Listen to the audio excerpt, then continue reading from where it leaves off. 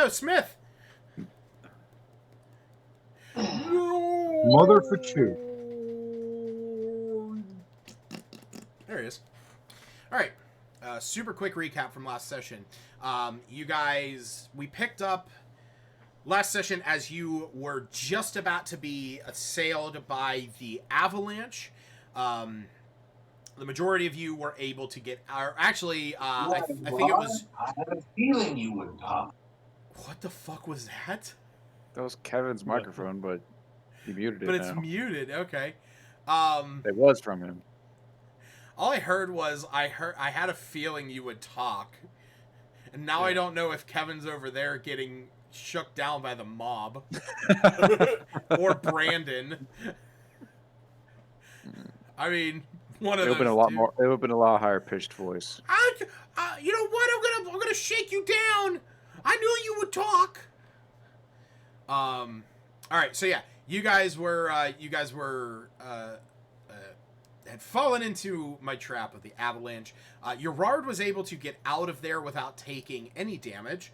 Groff and Kyra were able to not get pushed down the mountain. Or no, Kyra was able to not get pushed down the mountain alongside Wu, but Smith and Groff, unfortunately, were taken down the mountain. You took a little bit of damage and were buried, but you were able to survive everything that had happened. And the rest of the group was able to get you out, including Dr. Scorenstein, who had shown back up, and he had been given a dog sled by the herbalist, or by the apothecary back in Targos, by the name of Balto. And when you guys got back together, you went up the mountain, and that is where you were able to find Garrett Velrin, the fallen climber, who you were sent out here to seek. And when you got to him, you found that he wasn't dead, but he was near dead. You were able to get him some healing from the doctor, able to get him up. He then explained that when he was guiding the group up the mountain, that his group was attacked by a Yeti, and he was able to lure the Yeti away, but was wounded, but he was able to escape with his life. Garrett then explained to you guys that there were still the other members of his expedition up on the top of the mountain, and he described to you Mokingo Growling Bear Akanathi, who is a male Goliath warrior, Paralu Fishfinger, who is a female halfling, and Astrix, a female tiefling. So he just said that they are more than likely still up on the mountain, and he himself was planning on going up there at some point to get it, and you guys made the offer to head up there to look for him while he rests up. At which point you all were gonna take him down, but you were attacked by some crag cats. You were able to fend them off, and thanks to Groff keeping an eye out around the area, which was actually the only reason you guys weren't completely taken by surprise. That Kyra had to tell him to do. Yes. So it definitely worked. And then you guys went back down to the base camp. So at that point, you guys were able to take a long rest. You rested at the bottom of the mountain. You were able to level up, so you are all level 3 now. You all have your subclasses, and you all had some like individualized moments. I know the doc found in a book that the apothecary gave him, there was stuff about the study of the human body. I believe Kyra found a book in her bag that had the symbol of the Arcane Brotherhood on it. Smith had a little bit more of a spiritual moment where he felt a bit of a connection to the Celestials and the gods. Wu found some runes in a nearby outcropping that he was able to talk to Smith with, and he has now taken on the Rune Knight ability. Groff got real into Evanescence. Yeah, Groff got real into My Chemical Romance. Sort of sat off to his side for a little while, and knowing how you guys are, just starting on this adventure and have already been ambushed 3 times in this adventure, he said Evanescence. So you mean he started listening to the fucking Daredevil soundtrack from like the early 2000s? Yes, because his Ranger archetype is the Gloom Stalker. So he's now more like a dark rogue ranger kind of character, which I think that's why you have a 90-foot. Oh, we get it, my boy. You're edgy. Yeah, I just want to imagine Groff like getting fucking like coal and making eye paint out of it and just like a fucking eyeshadow going on. If I was in Brutal Legend, I'd be in the Drowning Doom. Get that too close to your retina, you'll have pink eye, me boy. And Gerard was visited by his patron Calorix, who gave him a little bit of information towards his one of his goals of finding Calorix's horse, Glastier. And he also gave Niyagiri a sort of like a friendship bracelet in a sense. It is a thing that allows Niyagiri to become a little bit more powerful. Gerard has the Pact of the Chain, which makes Niyagiri a little bit more powerful. So that's what we're picking up. I want to say Groff probably looks like Murderface from Metalocalypse with the makeup on. Nice.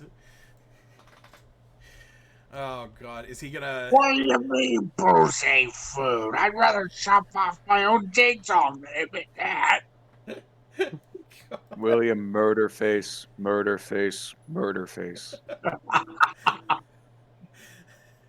Wasn't he the bassist? Mm-hmm. Yeah. He was the joke. Yeah, that's right. He'd rather chop off his own dick than admit booze wasn't food. Well, this fucking Nathan Explosion was the singer. Squigscar was the main guitarist. What's his face? The brown-haired one. Toki. Toki Wartooth. Toki Wartooth, yeah. And then William Murderface. Pickles the drummer, diddly doo doo doo.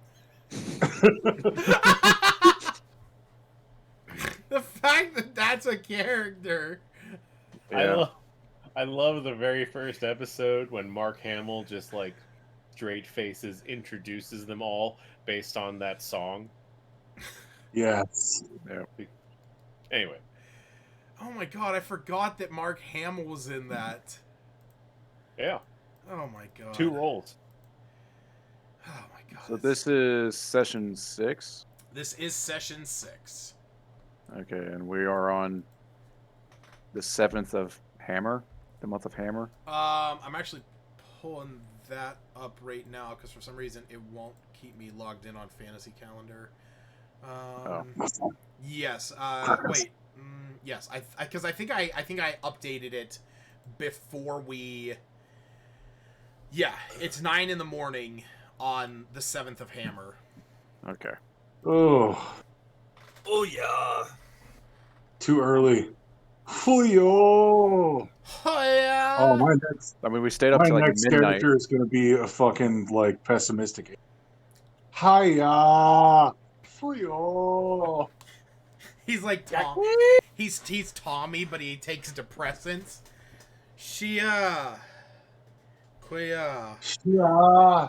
You cook fried rice? Oh God, there it is. Jimmy Jam? There it is. What, are you Jamie Oliver?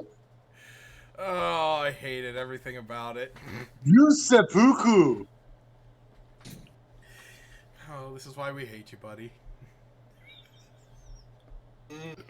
All right, so it is the morning of the 7th. Garrett is basically laying there. You can see that he is moving around, but he's still not in the best shape. He's actually taking care of the dogs that are there and sort of getting them prepped and ready to potentially head out once you guys get back with the others. So yeah, that's where we'll pick up. You guys are at base camp. What sort of landmarks are we looking for to search for the other group? About how far up the mountain do you think they are from where we found you? Yeah, so it's not too far past from where you guys found me. There's a bit of a steep climb up there. You're gonna have to be very careful because it's kind of like a sheer rock face. It took us a couple attempts to get up there, but I'm sure if you guys can, if you guys work So together. you're saying we're gonna have to acquire climbing gear? We got one though. I think Wu has it. Yeah, Wu does. Oh, for himself. Well, Well, we couldn't do it one at a time. That's would not. I can let you use mine in the meantime. So he'll hand off a set of climbing gear to the doc. All right, I guess we'll just have So to. we have 2 people that can fly, right? One. Well, I can. One, okay. Gerard can do a bit of a short teleportation, but I feel like that's not going to be far enough. Well, Yeah. Well, we can have 2 people climb up, and I'll just carry the next climbing gear down to the next people. Just there we go. by 2. Sounds good. And at least nobody would be alone completely, except maybe me, just flying. But we haven't found anything flying yet. A better plan than anything I can come up with. But anyway, once we go up this cliff, are they right there? Did you think, Garrett? No. Once you head up the cliff, after you, there are some narrow ledges. It's not straight cliff, but the climbing gear will definitely help. There's a bit of a trek up the mountain. There's going to be a cave near there. I believe that's where the Yeti came from, but it's past that. It is almost near the summit where we had our camp set up. So once you get to the camp, that's where I last saw them. Well, my vote is to get everyone up to up past where we would need the climbing gear. Oh. Wait, sorry, what was that? My vote is to get everyone in the party up past where we would need the climbing gear. Oh, yes, absolutely. We don't want to be separated too much in this harsh environment. Not at all. Okay, so the camp is near the summit. Yes. There, yeah, it's... And there might be a cave with a Yeti in it. Or at least that's where the Yeti showed up. I think that's... I remember passing it. I didn't see anywhere else around there that something like that could have been. But I don't know. Okay, we're going to have to watch out for the cave then. Anything else we should know? Not that I can think of off the top of my head. I mean, be careful. I mean, anything can be up there. I mean, okay, hold on. This might be a little bit of like metagaming, but is there anything like akin to like a medieval like farmer's almanac? Do we know if like based on the month and the time of year, if there's like any predicted storms coming? You can sort of looking out where you are. I mean, you guys are, You guys are. I mean, would up that on- be like a perception check? Like, Yeah, I I mean, think that's a good question for Smith, who's lived in this environment. yeah. Utilize that backstory. So what are we doing? Perception check? so yeah, Smith, since you've lived here your entire life, from the way that the sky looks and this time of year, you know that right now there's probably not gonna be anything. You know what? Hold on. Uh-oh. I actually I feel like that'd be a survival check, maybe. Yeah, go ahead and make a survival check. But I actually have a table for this. Predict the weather. It's right under survival. Oh, that's true. Oh. So Any you more got it avalanche? about as well as a weatherman would. Yeah.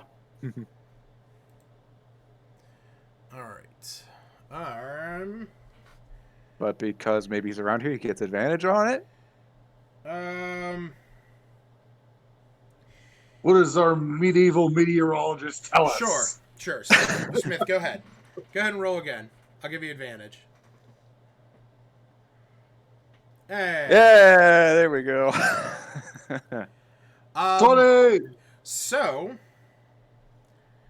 Smith, you know, from what you can see, by the time you get back up to where you're going to be, starting to deal with that, you get a sense there does not seem to be very many clouds that would be foretelling of snow or blizzards, but something in the air tells you that you might be facing some extreme winds.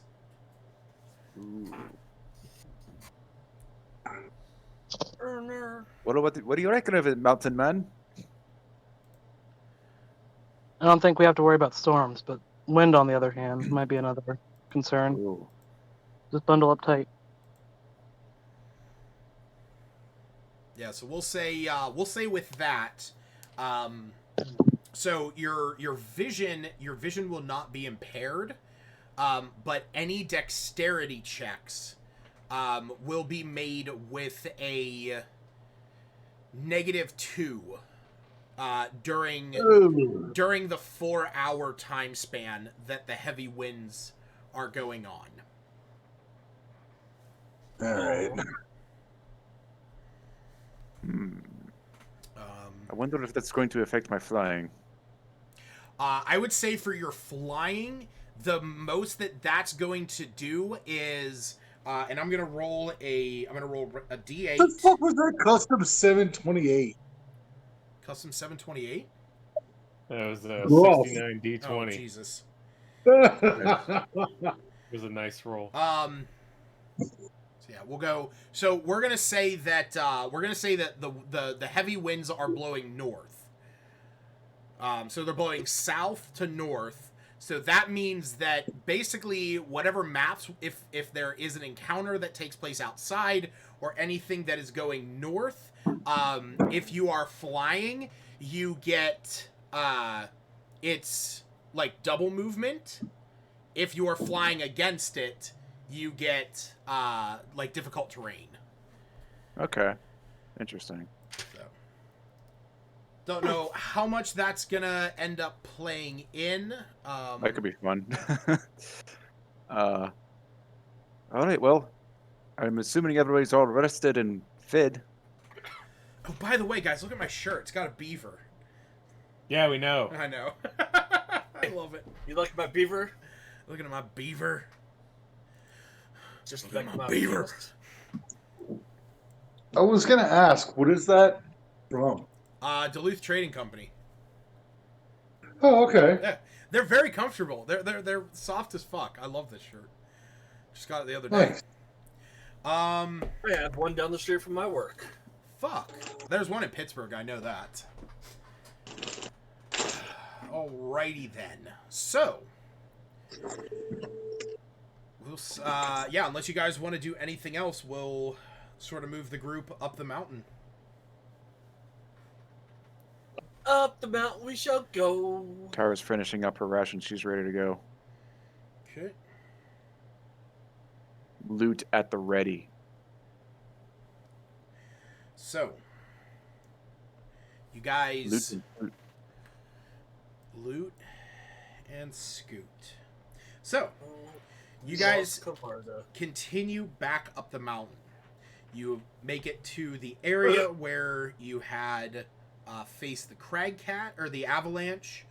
The area where you found Garrett and the crag cat. Is that coming through? No, I don't know why it's not. I saw some kind of light blue looking thing. It's red. That's purple. For some reason, my little glowy stick isn't going through. God damn it, Aaron. Yes. Okay. Anyway, you guys made it to the area where you found Garrett, and you are making your way up this section here to the north. God damn it! Tom and my mom both forgot it was D&D. My mom just called me. She's like, "What are you doing? I haven't heard from you." I'm like, "Playing D&D. Damn it!" Yeah. That's it. I know. Well, I mean, I'll have to message out to the rest of the group. I know my game tomorrow is gonna have to be a shortened session because I'm going over to my mom's about 6:30. Again? So. Well, I mean, it's Mother's Day, so yes. Oh yeah. Like I guess that's a fair. I'm sorry, you know, the fact that like my mom is literally, you know, like the one parent that I even want to ever be around. That's what I'm going to do tomorrow. But no, I did want to ask, how's she doing, by the way? Is she all right? She's managing. She's getting by. Okay. Yeah. Is your grandma still living there with her, right? Not at the moment. My gram had to go to the hospital. She broke her hip, and so she's. Well, no, this is. I don't think Kavarda knew about the first time. No. Yeah, so I she did broke not. she broke her hip. Like we were cleaning out the upstairs bedroom, and I helped you move that bed upstairs. Yeah, that was last time I read it. yeah, that was before this happened. Yeah, after that, my gram broke her hip. She went to the hospital, was there for a while. Now she's staying back over at my aunt's again for a while because my aunt's back home, and my mom also has to redo her bathroom in order to make it more accessible for my grandma. Because my grandma cannot like step over the bathtub. Because I mean, you know what the bathtub in the upstairs bathroom looks like. So it's like she can't get her foot over that. So my mom's gonna redo the bathroom to make to put like a standing shower in there and everything. So she has plumbers going over. So that was some of what I was doing last week when I had to go over there because I had to help. Saw that. Yeah, I had to help wondering. clean out the house a bit. So. It's just a long process. So. Oh, dude! I mean, if you need any help doing anything else, like, just let me know. If I'm off work, like, I'll help out too, bro. Oh, yeah, I'd appreciate don't it, man. Yeah, thanks. All anyway, right. So you guys make it to this point. Whenever you reach this area, you can see what Garrett is explaining. The mountain sort of cuts back and forth. It's a fairly steep area. There is a bit of a pathway that you can see, but it is covered in snow, covered in ice. At this point, the wind is blowing extremely hard. So, what I need you guys to do is those of you that are walking up the mountain, so this is going to be everybody but Kyra, I need everyone to make an athletics check.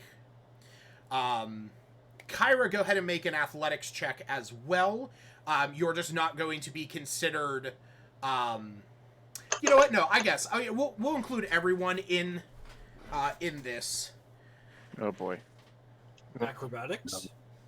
No, athletics, because you're basically trying to push against. You're basically trying to push up the mountain and climb it. Not so much trying to, dance your way. Almost like climbing a tree would be athletics the same way. dancing around shit. Yeah, I gotta put in a thing here because I gotta do the same thing I did last time with group checks. And I will be rolling for Jared today. Who? I know that our Figment. Which one, the male or the female one? Yes. Oh, the random guy that's just bleeding from his mouth and refuses to get help. Oh no! I'm like, dude, like, yeah, half my tooth broke off and it's been bleeding for about an hour. Go to the fucking hospital, dude, you idiot. Jesus. All right, so. I mean, welcome to our dystopian capitalist society. Uh, All right, so we got Smith. I mean, half my tooth broke off like a year ago, but it wasn't bleeding, so I'm not taking care of that. I'm going Monday to eat a crown pudding. Oh yeah, sounds Yeah. terrible. Haven't been able to eat on my left side for weeks. Let's hope you get some badass painkillers. Well, I mean, the hard part, the root canal's already done, so Oh, fuck. Oh. yeah, this is the easy part. Just glue that thing on and I'm out. Okay, so everyone, you make it about a third of the way up. Make another athletics check. Go. So are we like Go, climbing dude. now, or Yeah, I'm not- like so. did we reach the point where we need the climbing gear? You know what? I will say those of you that have climbing gear, roll with advantage. I'm sorry. I guess I should have taken that into consideration before. So Because the plan was people with the climbing gear would climb up first. We would, or once they reached where they needed to be, I would fly the climbing gear down to the next pair. Yeah. That was our plan. So the way that the climbing kit works is that it allows you to anchor yourself. Okay, you know what? I will say that if you guys want to use the climbing kits to pull yourselves up, that's fine. I will give you I'll give you guys advantage on climbing, but it is going to take longer because basically you have to you're only able to go up like 2 at a time. Yeah. So that's fine. We will just say that that time will be progressing a little bit faster. So for that first round, Kavarda, roll again on that first round check. Okay. Okay, so I'm going to switch Kavarda's to a success. I'm going to roll again for Jared. Okay, Jared still failed. I mean, 15's better than a fucking 3. I'm not saying it isn't. A 15 is far better. So, all right. So for this next one, we had so basically everybody can roll with advantage if you are all using the climbing kits. And like I said, if you're all taking this time, so I don't know why Aaron rolled 3 times. No, I thought I rolled Wait. more than that. I thought there was only 2 climbing kits. There is, but from what Altman is saying, Kyra is So basically we're just expediting it then. yeah, okay. like 2 of you are going up, getting up to the next section. Kyra's flying the stuff back down, and then the other 2 are going up. So this is just going to take a lot longer. I thought Okay, so the climbing gear was one absolutely thing- necessary to climb this. No, it's mostly just checks because, like I said, there are sort of like zigzagging paths up it. It's just they're kind of treacherous, kind of perilous. So the climbing gear is going to give you advantage on these athletic checks. Well, pretty much, yeah, we're Wait. doing this as safely as we can. Yeah. We're not really factoring in time here, and I'll be doing the flying as long as I'm able to do so and without much difficulty. So okay, so So what are we doing? No, I'm just checking over the rules real fast. Kavarda, roll one more time. One more time? Okay. Athletics.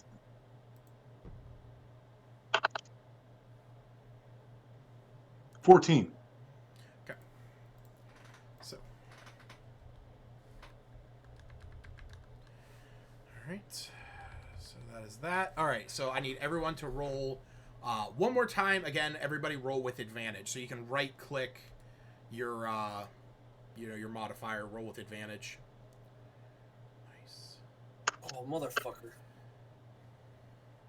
13. Okay. All right. And 18. got Jesus Christ. Wow, Jared. Somebody called Jersey Mike's. Asked Whenever for Jared. Just tell me whenever Lucas rolls for one of our characters, the rolls are terrible. It's terrible. I feel bad about it. Okay. I'm the closest. I'm gonna drive over there and be like, "Give me bloody mouth." I'm gonna punch him in the fucking face. All right. So you guys are able to get up there. It takes you guys in this section here. So it took you guys about 2 hours to get back up to where you were. At this point, it has taken you about, even though it's a very small section, it's taken you about 4 hours There goes our daylight. to climb this. So it is about 2 o'clock now in the afternoon. So twilight has started to wane. It is going to start getting darker. Gerard, on the although from this, he definitely was not really taking to the whole climbing stuff, and I'm going to say that he did not use his Misty Steps, just because I don't want to use spell slots for him right now, but he definitely is exhausted. So Gerard currently has level 1 exhaustion. Oh, jeez. Yeah, He was fuck just it. bitching, saying like, "This fucking sucked. I don't want to do it anymore." Yeah. So It was just Jared being Jared. So there is that. But you guys are now at the top of where the climb is, and as you continue on, it does not take long before you eventually reach the mouth of a cave, which I believe you can see on the map there. I'll put you guys up here. Right here? Right about here? Yes, right where it says penis. What? Right here. There's fucking knock it off, air. Right there, where the arrow is pointing. There's a cave. As you guys are climbing the mountain, you're just gotten past the perilous climb. Up ahead on your left is a 15-foot high, 10-foot wide cave mouth. As you get there, you can actually see that there is blood on the snow some distance from the cave. Anybody able to see if it's like recent blood? Can I check it out and see if it's recent blood? Sure. Roll me a survival check. Anybody that wants to look at it. I also want to look at Quarantine will weigh in. Okay. Yeah. While you guys Was do. the investigation? No, survival. Oh, survival. Yeah. While you guys do that, I'm gonna go use your bathroom real fast. Sorry. All right. Gonna be one of those sessions. I can tell. What? We're gonna barely do anything. I think you mean we're gonna barely do everything. He's not wrong.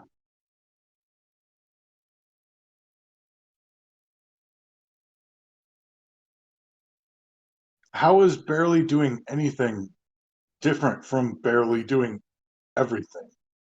You know, Because you really think about it. Yeah.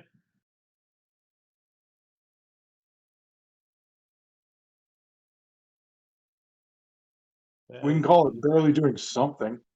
So, what do we want to say about Lucas on a stream while he's not here? He's a very nice gentleman, He's fat. and I love him for letting him live, or for letting me live with him for like almost 2 years before I got my own place. Good guy, but fat. Fuck you. I mean, you're not wrong, but you don't got to point that out. I'm fat too, and I'm so were Chubby you. Chaser. chicken chaser. Do you chase chickens? Yes. Kind of curious to see what a new Fable looks like. Yeah. Oh man, don't push me on that. Hello, lad. I'm a trader. I wander the world selling fabulous wares to fine folk like your good self. And somebody told me that you have a sister, and it's her birthday today. It just so happens I have a rather nice box of sweets here for only 3 gold pieces. That's what from the first one, isn't it? Yeah. Yeah. And then your I think the sister fir- goes blind and becomes omnipotent. I think the first one's probably my favorite one. First one's the only one I never finished. Really? That's the The only one I first finished like Fable 7 is the times. gold standard. Oh, it's real good. I just never finished it. I don't I'm think gonna I've fucking actually punch you in the technically finished goddamn it. clavicle. I wonder if Fable has ultra wide support. You know what's Oh, fun? let's hope it Killing all does. the people in the towns and then buying their houses and then renting the houses out. Yep. I That's kind of when hope you they become so evil you scorch the ground you walk upon. Yep. stick to like that kind of old school game design whenever they make that new one. Oh, I really hope so.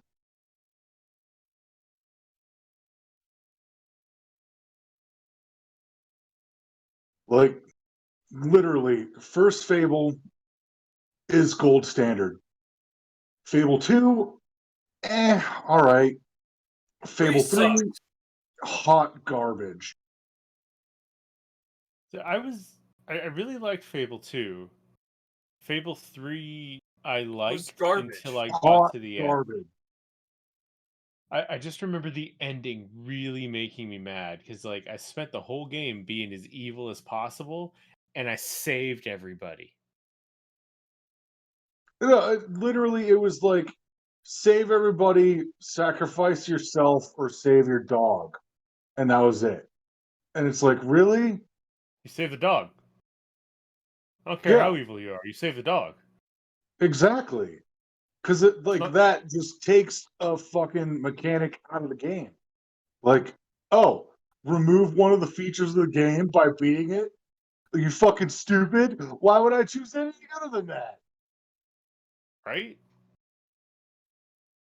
That's like fucking playing Call of Duty and taking out the ability to zoom with your guns. Like, really? Yeah, we call that Yeah, Halo. beat Call of Duty and you can't use scopes anymore.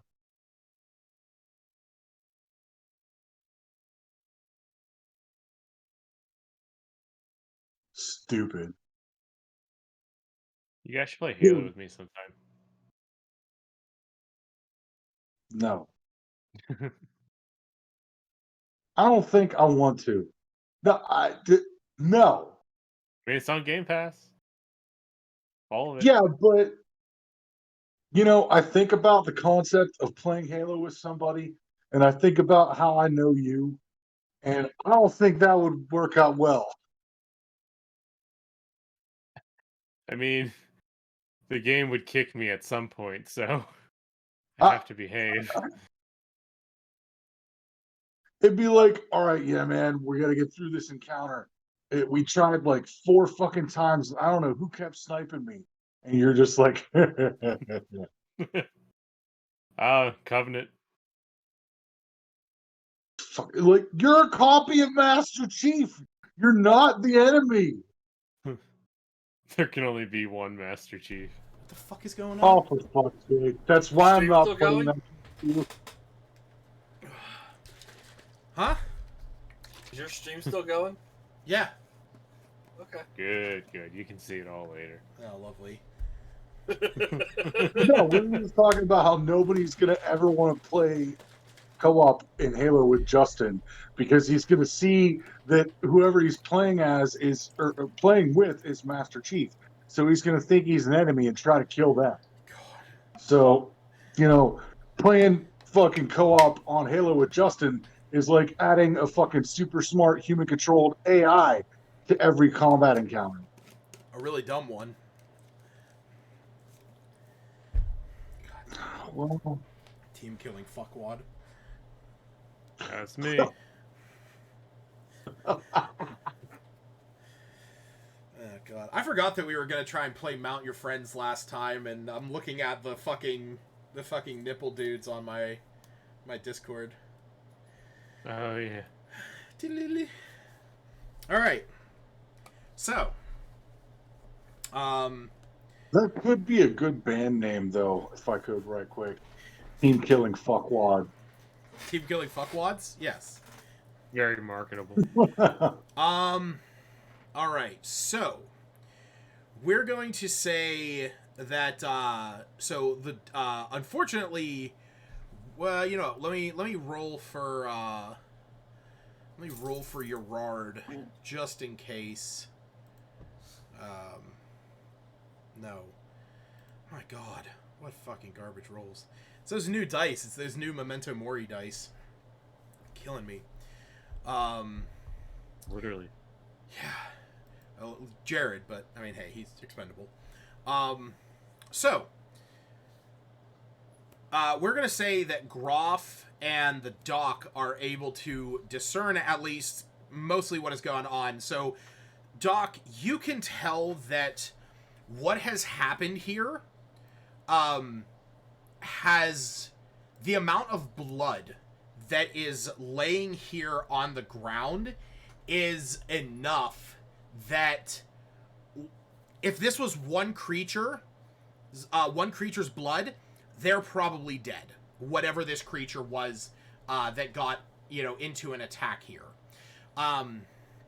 Groff, you're able to tell from your time here in Icewind Dale that these are the markings in the ground, sort of the claw marks that you can see in the snow and in the dirt. These are telltale signs of a Yeti attack. So it is very highly likely that this is where Garrett and his expedition were ambushed and attacked. All right, I'll relay that to the team.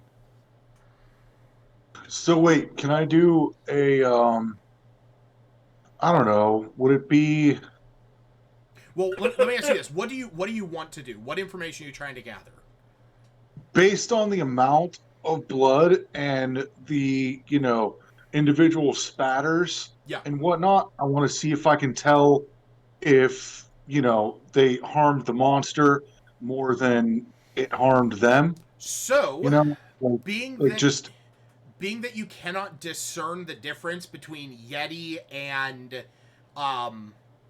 humanoid blood, because I'm just there's I'm just trying to tell the potential health of the Yeti. Be like, is this thing wounded or just scratched and pissed off? You know would what I mean? you would not be able to discern that from what you see. Like I said, the amount Okay. you can tell that the amount of blood that is here would be a death sentence for a creature.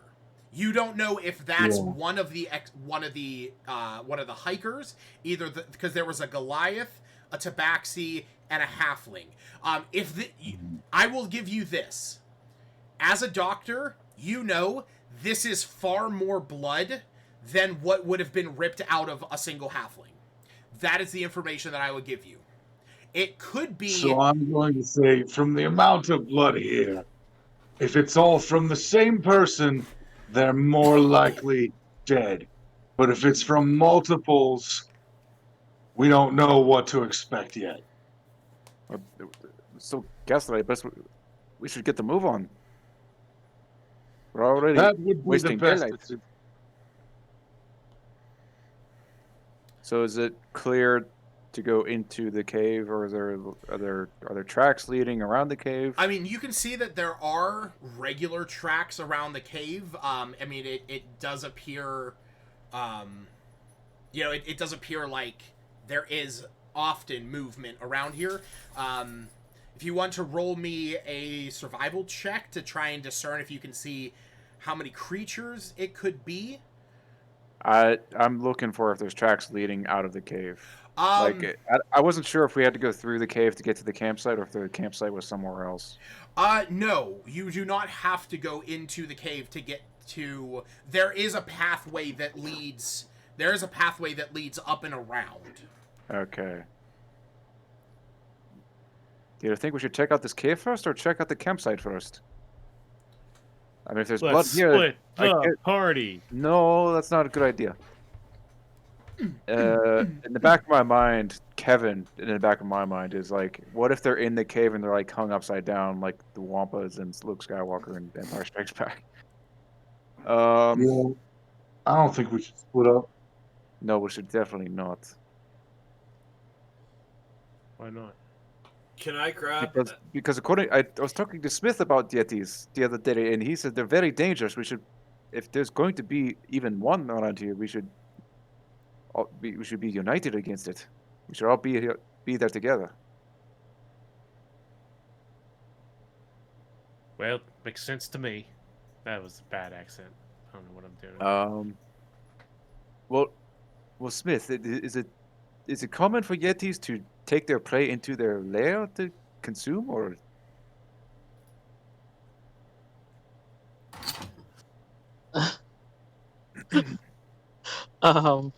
Do they eat out, or do they bring it home and prepare?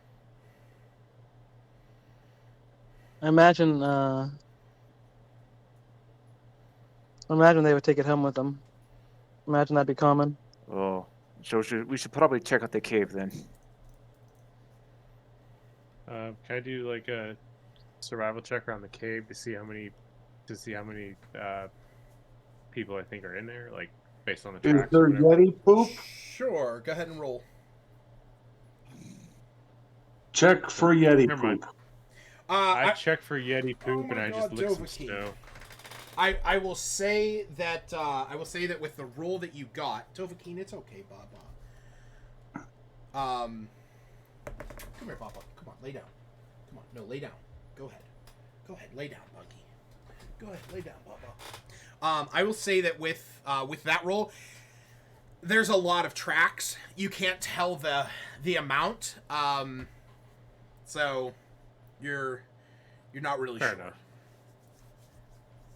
Hi, Ball. Hi. So, what you guys want to do? What are we trying to do?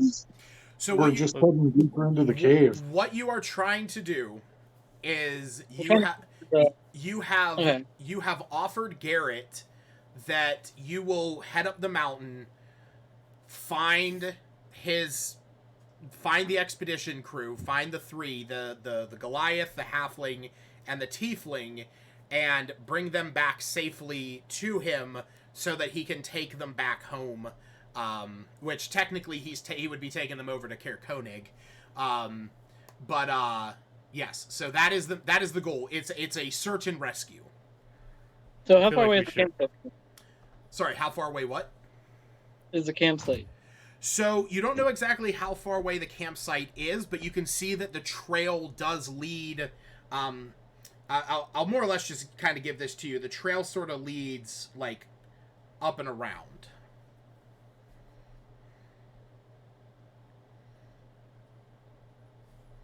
So I think we should probably check the campsite first. It is a far way. It is a bit far up the mountain. It'll take you It'll take you some time to get up there. But like I said, if you are coming back when you are coming back down the mountain, you're going to have to go past the cave anyway. Yeah, I don't particularly want to fight a Yeti. I mean, I do. Yeah, you do. Yeah, we do. Absolutely want to fight a Yeti. Hey, Lucas, I messaged you, by the way. I see that. Okay. Hey, Lucas, I didn't message you, but thinking about you. Thanks. You should go to the gym with me sometime, man. Who, Aaron? No, you. Yeah, we should, honestly. Yeah. Yeah. Brittany's been going. I just haven't. Go. What time? I go in the mornings with me. All right. Let me know when you're. Well. I don't know what we're doing tomorrow, but if you go tomorrow, let me know. Tomorrow I have D. Smith, you would have to. Smith, you would have to drive to Irwin. I don't have the membership that lets me go to Greensburg anymore. Oh, I do. I don't. I can only go to But I Irwin. can take a guess. Oh. So yeah, if like the three of us want to go sometime, we can. We could all go up to Greensburg. Huh. Yeah. Oh, that's an option. Yeah, or if anybody else wants to go to the gym in Irwin, I can bring someone. So. I do. Yeah, come on, Aaron. You should What gym? get Aaron from your work to go to the gym with us. Oh God. What gym do you guys go to? Planet Fitness. Gotcha. So are we going into the cave or are we going around the corner? I think we need to go to the camp first and like investigate, see what happened. Okay. Because we're probably going to go in blind if we don't. Well, if that's what we're doing, I want to do a sleight of hand and grab a handful of bloody snow as we're walking by. Wait, are you wanting to do this so that nobody sees you? Yes.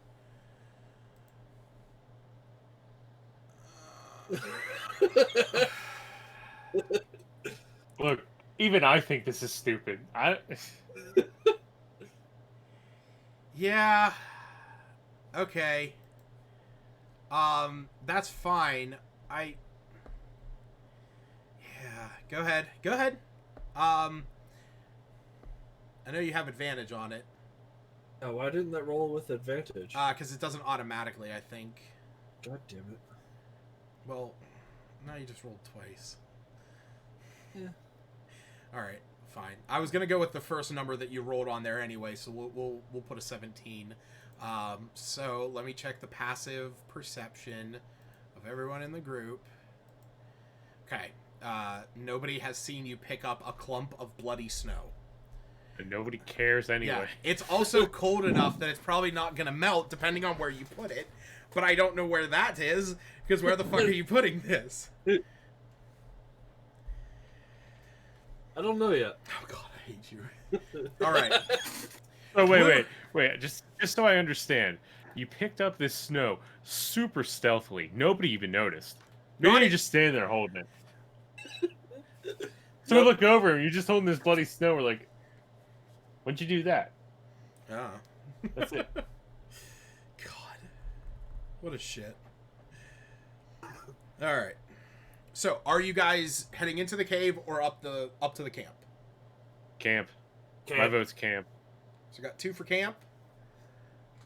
Yeah. Cairo and I still think we should check out the caves, but you're more experienced adventurers than I, so I'll follow your lead. Okay. Smith? I better camp. Okay. So, you guys We can continue. check out the caves afterwards. Okay. All right. So you guys continue up the mountain. You push on by. The wind at this point has died down. It's not nearly as bad as it was before. But as you reach as you begin to come to whereabouts you might think this camp would be, you eventually come to the edge of a vast and deep crevasse, with nowhere to go but straight down. You notice a collapsed tent lies half buried in the snow near the precipice of this crevasse, and jutting out of a nearby snowbank is a pair of blue leather boots. Next to these boots, you see a grim display. A figure in cold weather clothing sits in the snow, knees pulled tight up to its chest. Reddish horns protrude from underneath the figure's fur-lined hood. I put a picture of what it looks like in the chat there. Doctor, looks like we got some people who need some help over here. I will run over and Yeah, Who's gonna go over do as what I well? can to help them. I'm going to. Okay. Somebody should I'll be have on the my- lookout for a Yeti. Say, I'm gonna pull out my bow and just be on standby and like keep an eye Ready out in for an action. ambush or something. Thank you. That is a good idea. I will have swords and keep lookout of my full 120 foot vision. Dark vision. All right. Well, does dark vision work in snow or? Yeah, I mean it's darkness. I mean it's dark here, so him having dark Okay. vision means that he sees dim light as bright light and darkness as dim light. Okay. Yeah. All right. So, yeah, Doc, as you head up, what are you inspecting first? The blue boots, sort of sticking out of the snow, or are you looking at the what is apparently a tiefling? I will look at whatever opposite the doctor is inspecting. I'm going to check out the tiefling first 'Kay. because the blue boots sticking out of the snow is probably more so of a lost cause, Okay. depending on how long they've been here. So, Doc. I'm just trying to, Do you say that out loud figure though? out who's more worth saving. Yeah. Would you say that out loud to Kyra? I will say, yes, check out the boots. I must attend to the more immediate threat. Okay. Okay, doctor. So. And I'll unearth whatever's there, or whoever's going first doesn't matter to me. I'll go with the doc real quick first. So while the rest of you are keeping an eye on this place, watching out for any ambush, Doc, you head up to the tiefling. As you get close, why don't you describe what steps do you go through to check on them? Well, obviously, at first, I'm going to check and see if they're breathing. So would that be a perception or investigation or medicine check or? I'm going to. So, are you like putting your hand underneath their nose, or just like looking for? Basically, yeah, running up and crouching down and putting my hand next to their face to see if there's any airflow at all, to see if they're even breathing. The moment you get close enough, you realize there is no movement coming from this creature at all. You look at the nose, you try and see if there's any kind of breath, any kind of air coming out that's, creating a little bit of, a cloud. There's nothing. You look at the creature's chest to see if it's, compressing and expanding. There's nothing. All right, so I'm going to assume death, which is less than favorable. But then, upon recognizing that, I will help. I will help dig out the other. So yeah, I will say that just from your medical understanding, and working in the medical field, a frozen cadaver when you see one. From the tiefling. Yeah, I would imagine I would see this body and be like, all right, well, Yeah. they're gone. So while the doc is looking at this one, Kyra, you begin to unearth the being where the blue boots are as you are digging away at the snow. tell me, what is Kyra's constitution? The score or the modifier? I'm actually more Oh. asking in practice. How is she around gore? Oh. I would say, given her time as a sort of, well, not primal, but like traditional Aarakocra life, being part of a tribe, doing some hunting, so she's seen like blood, but complete evisceration would probably be very new to her. Most certainly not very much in the ways of like serious combat wounds on Aarakocra or other humanoids. So, why don't So you... probably like queasy at the sight of Mortal Kombat. So, why don't you describe what happens as you begin to unearth this body and you move the snow only to realize there is no head? Oh. Look away. Eyes shut. At this sight and sound, the rest of you look back at where the unearthed snow is, and you can see lying there clearly the decapitated body of a dwarf. I'm gonna say, Ugh. well, the first one I knew was dead, but this, well, that takes the cake. And I thought this was an easy diagnosis. Yeah. Yeah, I think he's dead. No response from Kyra. She'll move back to the rest of the group or something, just to get away from the scene. I wish that somebody would walk up and be like, what the hell were you supposed to do, Doc? Gerard walks up and says, "What are we supposed to do, Doc?" I don't think there's anything to do, Yarad. He's missing his head. The Doc is just gonna shrug his coat and shake his head. But there's only two there, right? We need to find 3 of the party.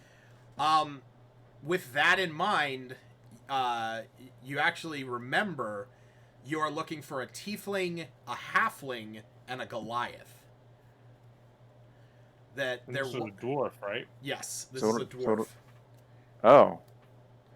So we still need Well, to if anyone's made it, the Goliath might have. Best us keep moving. Can I see if there is potential tracks from the Goliath that he has made? So, with the recent snow, it actually makes the tracks up here, other than your own, extremely difficult to tell. You can try and roll a survival check to see if you can discern the different tracks, but it's going to be quite difficult. I'm going to set the DC at, okay, yes, no. Yeah, you can do it. I was gonna say I was gonna set the DC at as 23, but I realized that you had a +1, so you wouldn't have been able to beat it anyway. Yeah. Did the doctor discover how the tiefling died? But cold. Kavarda, give me a medicine check. Medicine check. That is 12, sir. There's no physical marks on the tiefling, so your best guess is that she froze. Like, I mean, with the heavy snow and the decreased visibility and just the less than favorable, just atmosphere of where we are, like, I feel like the examination would be a tiny bit expedited, but yes, there is no physical, like, no apparent, like no very, very apparent cause of death. Yeah. She wasn't stabbed, she wasn't decapitated, and she Yeah. wasn't clawed to death. Groff wants to say, I wonder why she didn't just head into the cave then. Get some shelter. Probably because of the Yeti who ate the head. Can I Somebody who investigate eats the body, see if like she had any weapons on her or anything? Like, Yeah. I'm kind of curious if she's the one that killed the dwarf, or if the dwarf got eaten by a Yeti or something. Sure. Yeah, go ahead and you go. You know, I'll just say. So you begin to search. Well, hold on. Before that, let me investigate the wound and see if it is, like a weapon cut or like a animal like tear. Oh yeah, he's. You know what I mean? Yeah. You can look at the dwarf. You can look at the decapitated dwarf. Groff wants to look at the tiefling. Yeah. I'm gonna look at the dwarf and see. I want to look at the decapitation wound Yeah. and make sure that it's either a decapitation via animal or a weapon. If I could tell the difference, Yeah. I don't know what type of check that would be. That's going to be a survival check for you. And while you are rolling that, Kavarda, So, Groff, you start looking over the tiefling's body, and you're able to find two things on her. You find a potion vial, and you also find a leather-bound spell book. The potion vial, gotcha, buddy. The potion vial does not seem to be frozen, even though the temperatures out here are extremely low.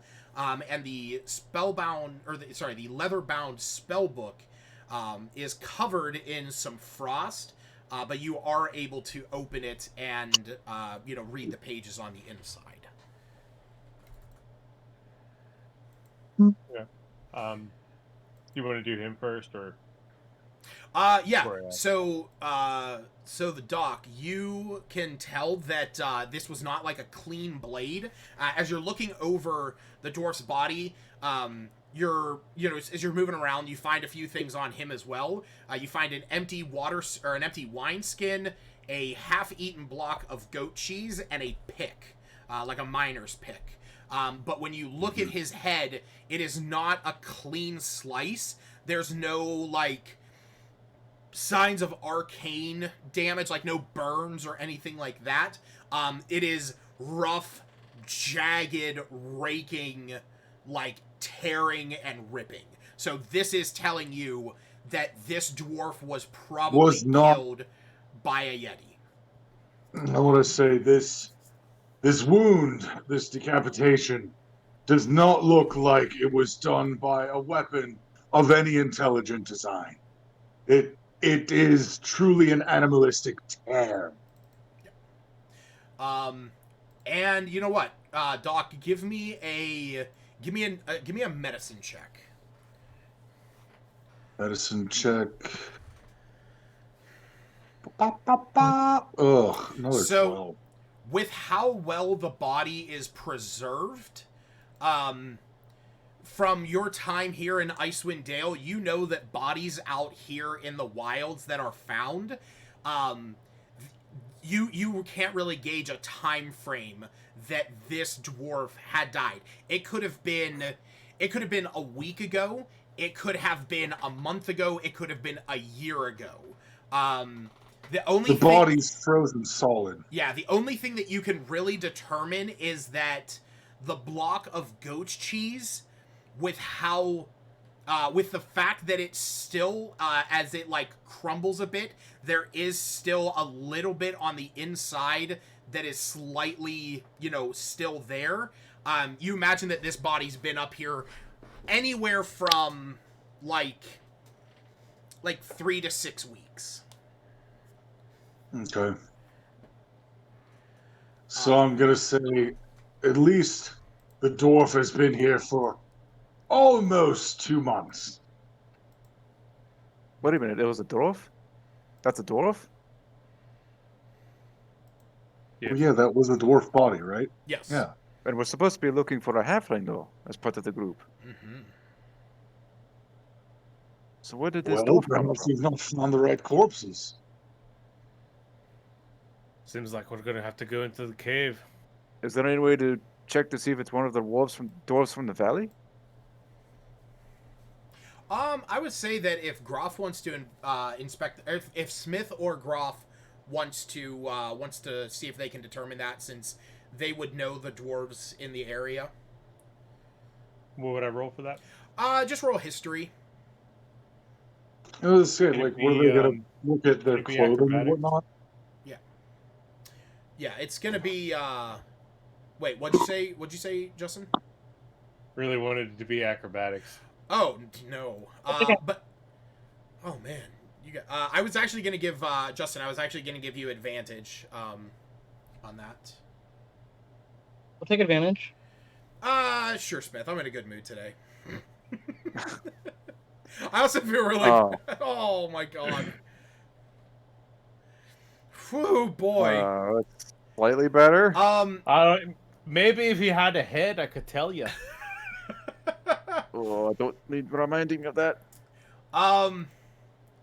The most that you can gather is that he is probably he's probably one of the shield dwarfs from the valley.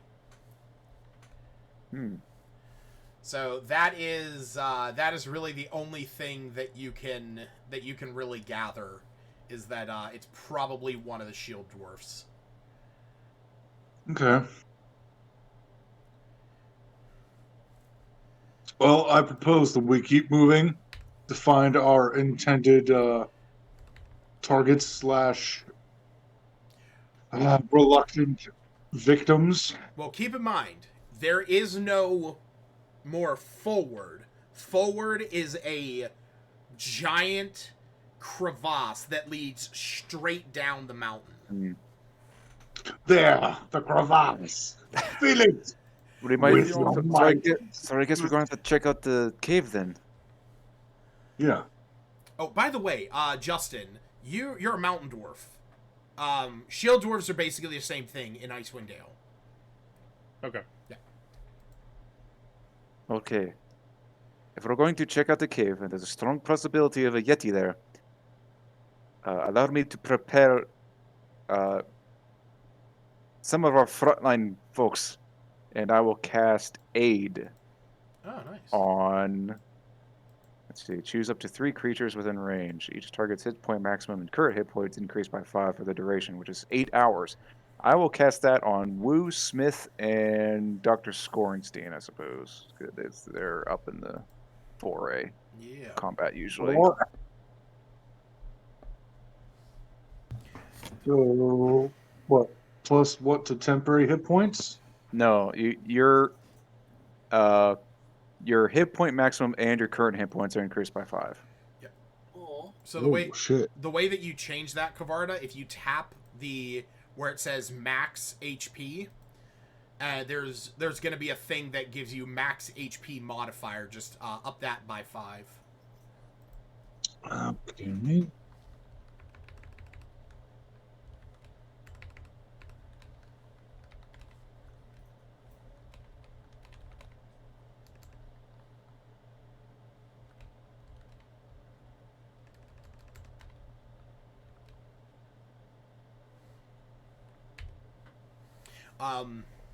Groff. I will say though, as you are looking at the body, something does come to note about something on the dwarf. You see a small metal medallion on him, on his belt, that has the symbol that, as you were taking some time to look at him, you do recognize the symbol on there is of the Hammerhome clan. I'll. Do I know anything about the Hammerhome clan? You know that they are a clan that does live in the area. they are allies to the Battlehammer clan, which is the main dwarven clan up here in Icewind Dale, especially in the valley. All right, I'll. Who else is from here? Smith or Wu? Smith grew up there. Hold on, Wu Luke. Wu also grew up there, but grew up closer to civilization. The Doc. My tab froze. How am I doing that again? I'm sorry. Just here. Go where it says max HP. Tap that, and there will be an option for max HP modifier. Just bump that up to 5. That's what Yeah, I would say Smith has lived there. Wu grew up there, but more in the civilization, and then the Doc has been more focused on civilization in the area. All right, I'll point out the medallion to Smith and the good doctor here, and point out that it's from the Hammerhome clan, and ask them if they've heard anything about them. I'll just say that you guys have not.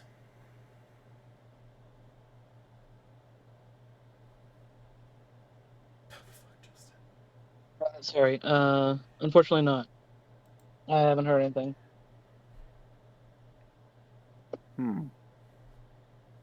Does it make sense to me that they would be out here? Like, That's what I was wondering too. I mean, it, like, dwarves in general, do sometimes, go out exploring. Just in general, there are explorers in the region, so you don't know if he was up there for any specific reason. You don't know if he was just out exploring. But I will say, Garoff, from what your backstory is, and like one of your primary goals about the dwarves you've heard in the region, you don't necessarily believe this is one of those dwarves. Oh, yeah. Yeah. The ones I was looking for. Right. Yeah. Yes. You don't necessarily believe this is one of them. But you're not. I was gonna say, I think it would be pretty obvious to tell, but Yeah. Then again, they don't have a face, so. It's true. Yeah. All right. I'll say to the party, do you guys think we should go? Oh man, I can't do the accent today. Just ask them if they think we should go and go to the caves. Yeah. I don't, it seems pretty dangerous, but I don't think we have much of an option. We were going to try to find the Halfling and the Goliath. Scorenstein just whips out his fucking mallet and starts walking toward the cave. Hold on. Wait for us. So while you guys are heading down there, Groff, do you do anything with the book? Or the... Oh yeah, that's right. I wanted to examine it and see if I could tell what kind of spells these were. Like, was this dude a wizard or a sorcerer? Like, so when you take a look at this, you can see that inside is a number of spells. I will say that it. Let me see your things. Yeah. You're able to cast spells. Yes. Yeah. So you can tell the spells that are in there is Alter Self, Cloud of Daggers, Comprehend Languages, Detect Magic, Expeditious Retreat, Scorching Ray, Shield, Suggestion, and Tensor's Floating Disc. From what you can gather, if you would like to roll an Arcana check to potentially figure out, Yes, you don't know. You don't know. What kind of caster they were. Sorry, I spaced out a little bit. Was this book on the tiefling or the dwarf? It was on the tiefling. Okay. And the hammerhead thing medallion was on the dwarf. The Hammerhome medallion was on the dwarf. Yes. So I know the spells. I just can't really tell anything else other than that. Right. So you know that they're not spells. Like you could not cast them. There's only one in there. There's only one in there that you think you might even be able to cast, and that is that's detect magic. So. No. Okay. But I'll hold on to the book. So I do want to say, because I don't know if I brought it up to you guys, but I know brought it up in some other group. The way that I'm going to do spell scrolls in this campaign, and probably for the future, anytime I run one, if you come across a book and you want to, so if you find a spell scroll, anyone can attempt to cast a spell if you know how to cast spells. Basically, what you do is you make an Arcana check using your ability modifier contested against a DC equal to 10 plus the spell's level. So, if you wanted to cast something out of a scroll and you are a spellcaster, and it's on your list, that is how you do it. If it is not on your list, the DC increases by 3, so it's 13 plus the spell's level. If you are not a caster at all, and I actually think this only applies towards the Doc and Smith, so the Doc, Smith, and Woo, you guys can attempt to read a spell scroll and cast a spell. The DC equals 15 plus your spell it equals DC 15 plus the spell's level, and you have to make an Arcana check. You don't get a bonus to it. It's just your straight up ability to understand Arcana. And the way that I'm going to do books is that if there is a spell in a book that is of your level appropriateness, and it is a spell that is on your list, you can cast it out of the book the same way that you would cast it from a scroll. So that would be 10 plus your spellcasting modifier. Just wanted to give you guys that, because I recognize you don't have a wizard in your group. There's no, like, real big utility caster in that respect. I know Kyra is... I'm the closest thing. Yeah, you're the closest thing. So, yeah, that's basically the way that this is going to work is... which I will say that at least a few of these, Kyra would be able to cast out of the book. So. Okay. And if I'm not mistaken, I also believe Kyra's going to get the ability later on to, like, learn spells. Yeah. Yeah. I can learn, like, 6th level, I think. I can learn 2 spells from any class as long as I have the spell slot for it. Yeah. That's what I thought. That'll be cool. Yeah. All right. So, with that, you guys make it back down to the cave. And you still have the aid going. So... 8 hours. 8 hours, baby. And it's not even concentration. That's right. Bards be the best class. I didn't say that. I did. All right. So yeah, you guys reach the blood-soaked area. How would you like to proceed? I stare into the cave. How dark does it appear to be? In the cave, it is going to be darkness. Okay. Yarad, I think you're going to have to light up a torch again. Gerard will light up a torch. Actually, I thought he had the lantern. Who has the Oh yeah, I think he has the lantern. I don't think he ever added it to his thing.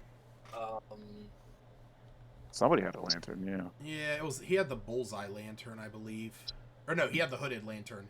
It gave him the area. Yeah. Yeah. So.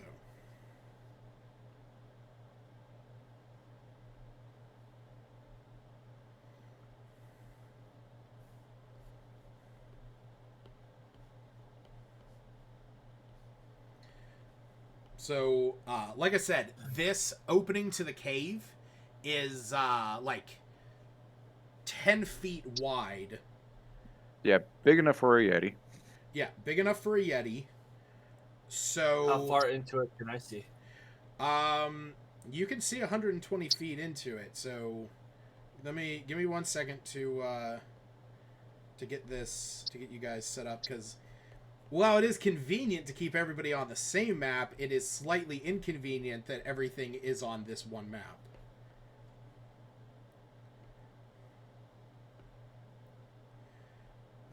Oh, shucks. Okay. So, I'm gonna move it down here. Yeah.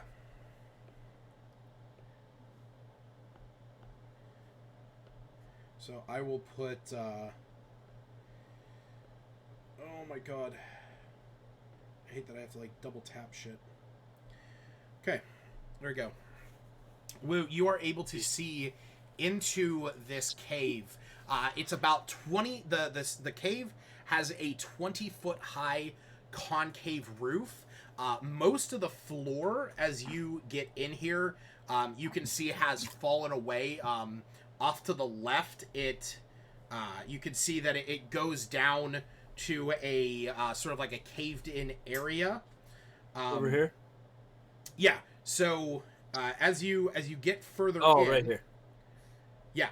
Oh yeah, that is where you can see that it has fallen into like an 80-foot deep chasm. I'm gonna put all of you in there. Yeah, so it's fallen down into like an 80-foot. We don't take fall damage. What's that? We don't take any fall damage. You haven't gone down there yet. You haven't jumped down 80 feet. I'm gonna.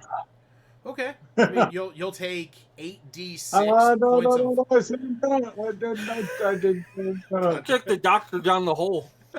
So all that you can see that is left of the floor is a rocky ledge, connecting over here, and a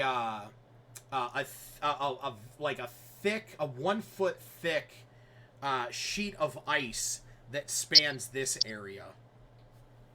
Oh man. I put nails on the bottom of my shoes.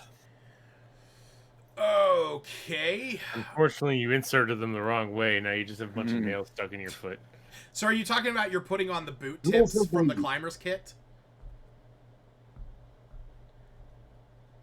Or wait, what do you mean? Is that what you mean? The No, I was joking. Oh, You know, in okay. Community 2. Oh my god, yes, that's right. You can combine nails with your boots to stop yourself from slipping. Yes. Yeah, that's what I was getting at. Okay. It's not a fucking video game. This is a Skyrim. It's not Divinity. Divinity is probably as close as you can get to it. Yeah. Which we need to play again, Lucas. Hey man, if I had fucking time. If I had time. Keep in mind, You do have time. Keep in mind, no, he does. He plays like 8 D&D games. I play 5 a week.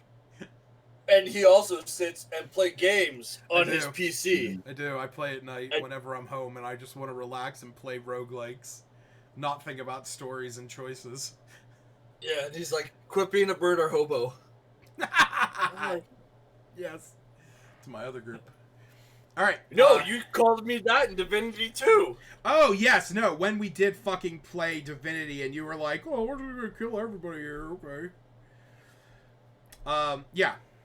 So you guys can see down this hallway. There is these sort of two branching paths. God damn it. Did you see anything? There's really nothing towards the south, is there? No, it's just Like like over a this way? it's like a collapsed in in area. Okay. Well, there's nothing really to the south. There's a giant hole up to the northeast. Yeah, I see that. But do you though? Yeah. I mean, for what it's worth, you can select that you guys are looking through Jared's eyes, because oh wait, why does Jared get so much vision? Oh yeah, it's 40 feet. Yeah, you guys are. It's actually a very small space in here.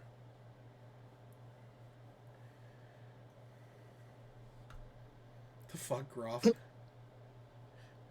Won't go down. Well, Okay. let's just proceed slowly and quietly. Oh. Oh wait, there we go. That's better. What?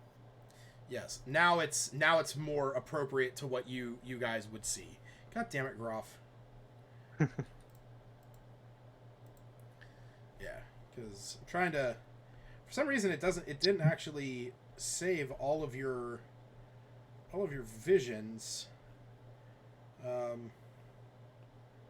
But I guess it did.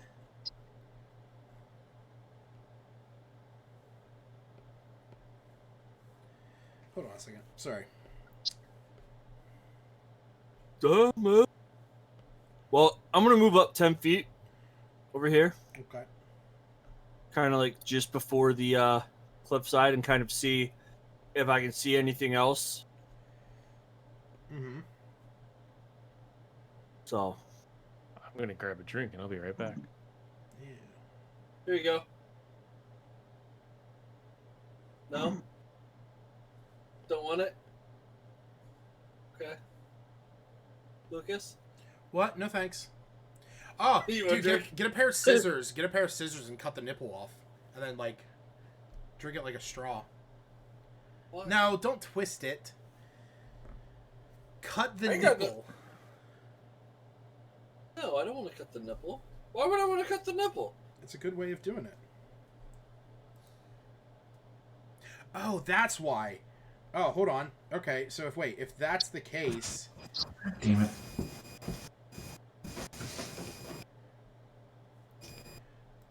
if that's the case, then Gerard would be completely blind. But he has the lantern. Smith, how the fuck do you have vision? Because he's a Goliath? Goliaths don't have dark vision. Is it because of his path? No. Or does he have dark vision? Is it because of his background? No.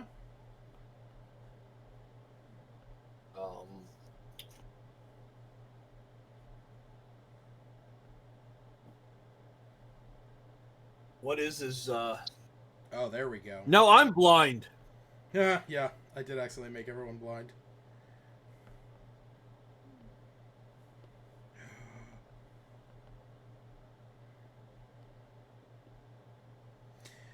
Feel your frustrations, Altman.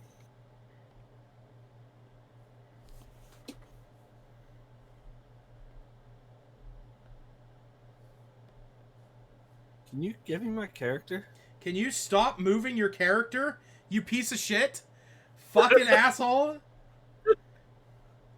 You can be there. Quit fucking moving your character. Fine.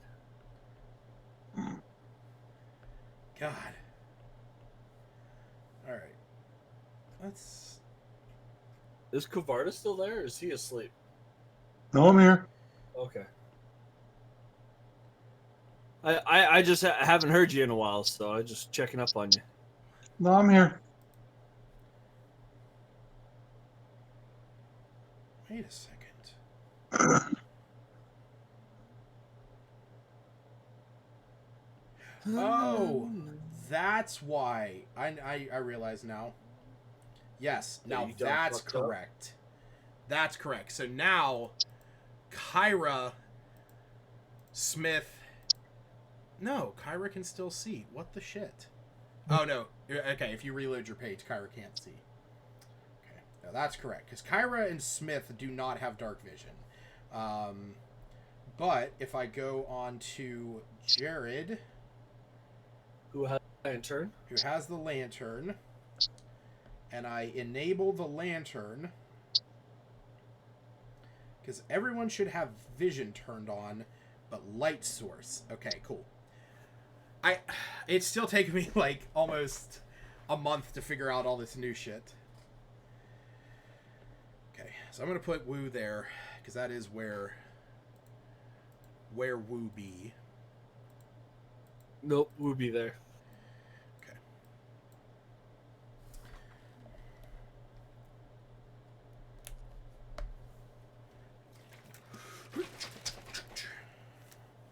Yeah, shake it, Lucas.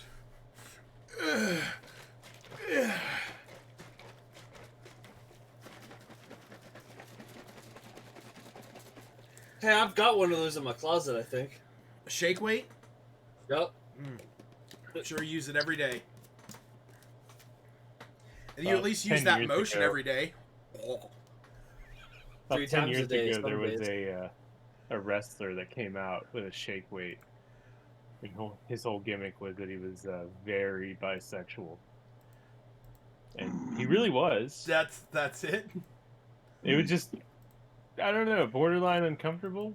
Like, I can imagine if that's your whole shtick, it might be. an okay dude, I think. Just kind of weird. Oh.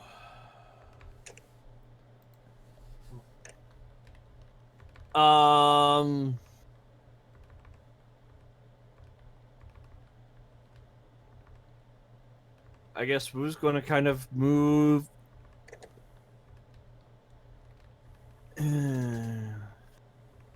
Who's the I'm- lightest?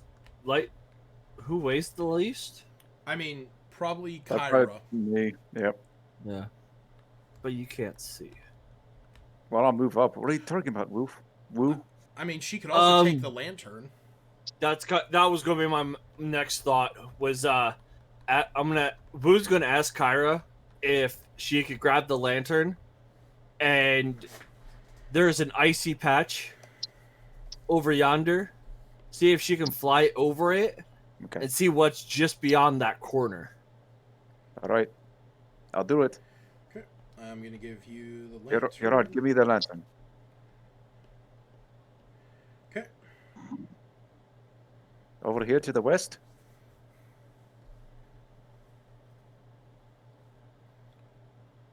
Yes. Thank you. All right, I'm gonna. We have like 10-foot ceiling, right? 20 foot. 20. So 20 foot. yes, as you get into I'm- into this area, the ceiling does sort of dip down to about 10 feet. So the area back in here in the main area, and then in this chasm here is 20 feet. But when you start to get to these tunnels, it sort of tapers down to about a 10-foot high ceiling.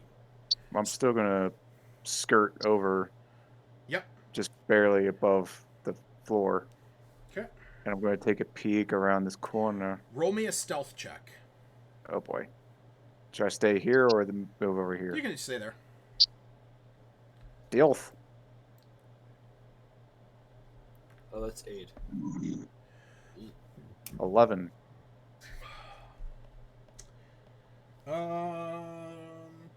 I'm going to whisper because I don't see anything, I guess. I don't see anything over here.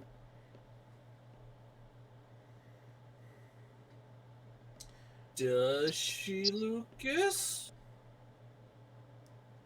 Oh God! Sorry, I was rolling something. I see that and I don't like it. So, as you How do you roll a 10 and a 20? because I rolled 2 d20s. Well, I see that. So you hear, you can hear almost like shrill cries. I'm going to move back immediately. Okay. It did not sound like monstrous. It instead sounded like, Maybe sounded humanoid in nature. Did anybody else hear that? It sounded like a scream. You said it sounded Yeti-like? No, it did not sound Yeti-like. It sounded Oh, not humanoid. yet. Could I make a perception to see if I heard it? Sure. Yeah. No. I You mean, I want me to wasn't do that to far know if away. I heard it? Sure. I'll say the only one, probably the only one of you that would have even been able to hear it, is going to be, I'll say that Groff, even with that, I'll say with your passive, you could barely just catch, like a cry. One of the things is that in this room that you guys are in, Jesus Christ, what is that noise in the background? Kevin, wake your ass up.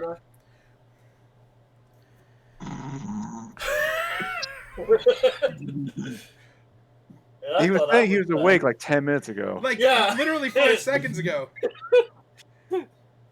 Justin, I got you a drink. Oh, thank you. God damn it. Do we all just want to meet up at his apartment? Finish this in person? His phone now? Yeah, it's me. Are you calling him?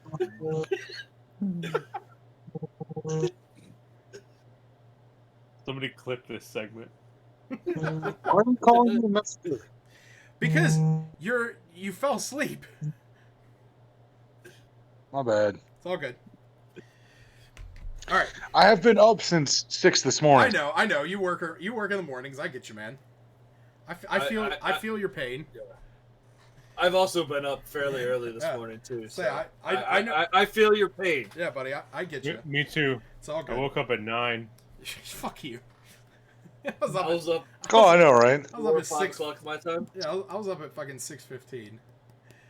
I get you, man. It's all good. So, I will say that Groff, you could just barely make it out, but with this cavern, like the wind from outside, sort of creating a natural whistling, like almost like an echo chamber in a way. Especially with the chasm drawing in air, it's also creating this like constant pressure of just.